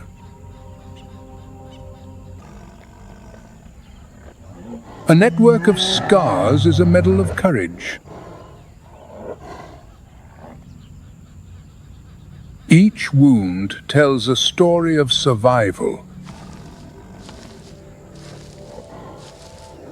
He must fight on, even when his body is exhausted. A weakened king will be overthrown immediately.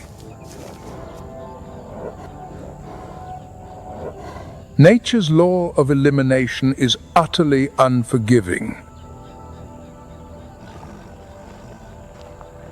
The male lion rarely dies a peaceful death of old age. His fate usually ends in bloody violence. The loser is exiled to die in solitude. The victor wins the right to continue his lineage. This brutality is the price of ultimate power.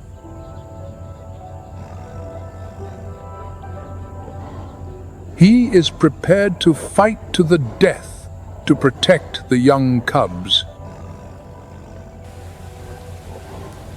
His very presence brings peace to the pride.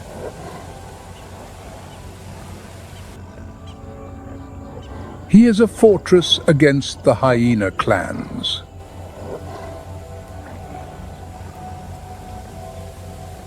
The male lion lives a short but glorious life.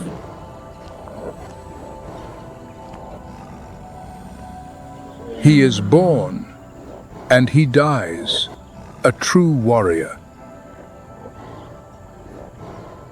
It is nature's heroic and magnificent tragedy.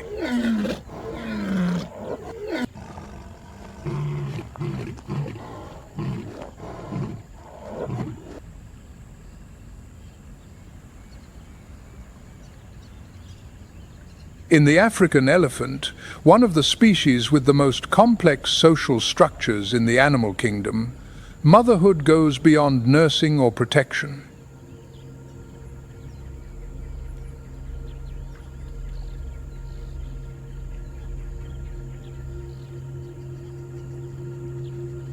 It includes teaching and transmitting survival knowledge,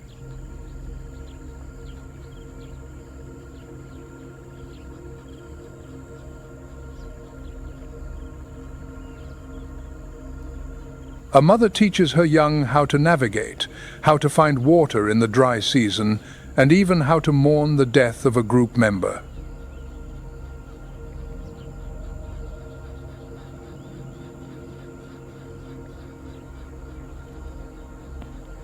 In a 30-year study conducted by the organization Save the Elephants in Kenya,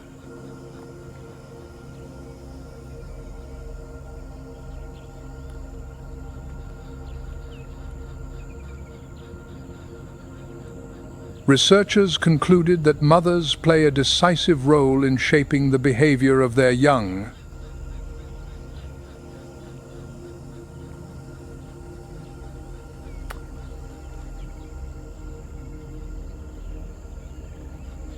Biologically, the hormone oxytocin, known as the love hormone, plays a crucial role in activating maternal behavior in mammals.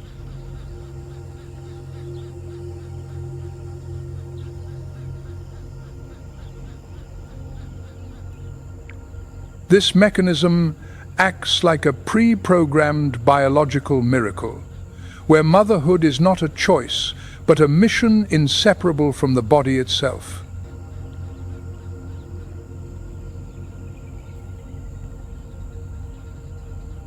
Protecting the young is a non-negotiable instinct.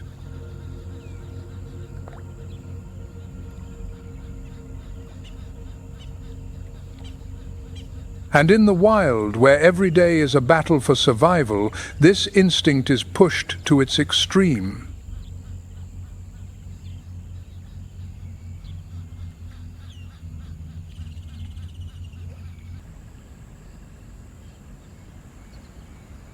The white rhinoceros is one of the largest surviving terrestrial mammals, second only to the elephant.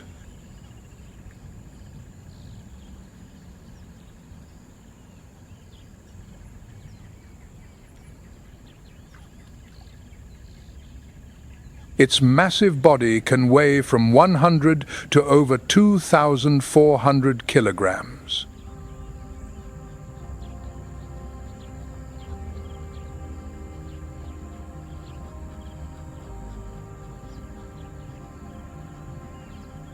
Its skin, up to 2 inches thick, is grayish.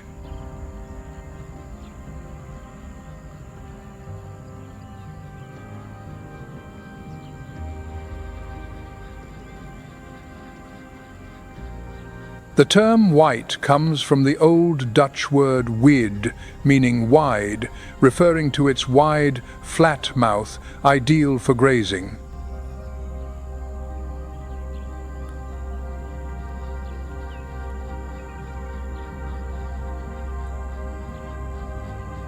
It has 2 keratin horns. The first, usually 24 to 35 inches long, can exceed 5 feet.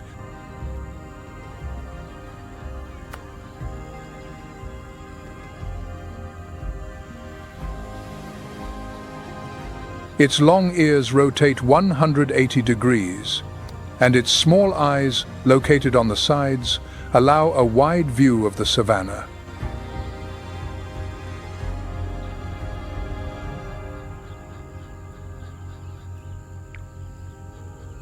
Though its vision is very poor, the rhino lives in a rich world woven from scent.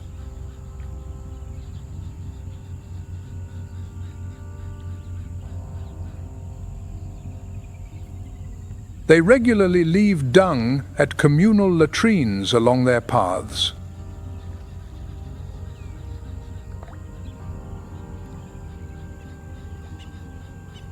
These dung piles are not just territorial markers, they act as a social bulletin board.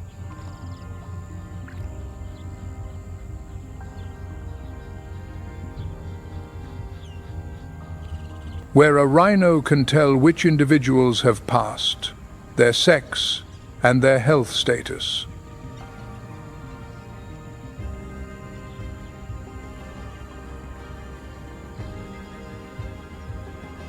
The white rhino is a specialized grazer, consuming 88 to 132 pounds of grass per day.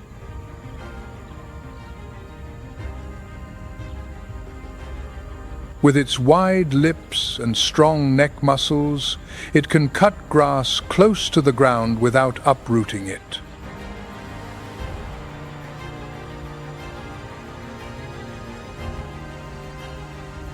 Its preferred habitat is the open savanna plains, with low vegetation, sparse bushes, and shallow wetlands, stretching from southern Africa to Kenya.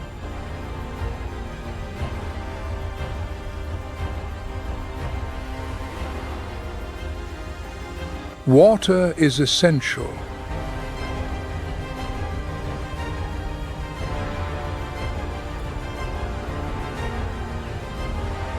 It needs to drink daily and often bathes in mud to regulate its temperature, repel insects, and avoid sunburn.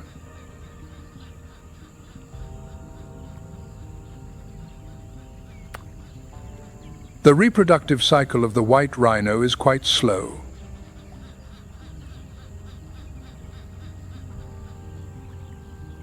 The female is pregnant for about 16 months and gives birth to a single calf.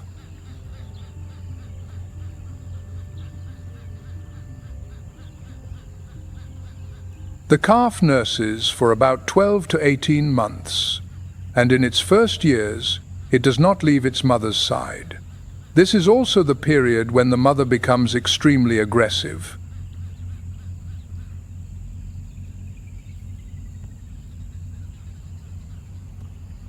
With a sense of smell 50 times more sensitive than a human's, the rhino can detect predators like lions or hyenas from hundreds of yards away.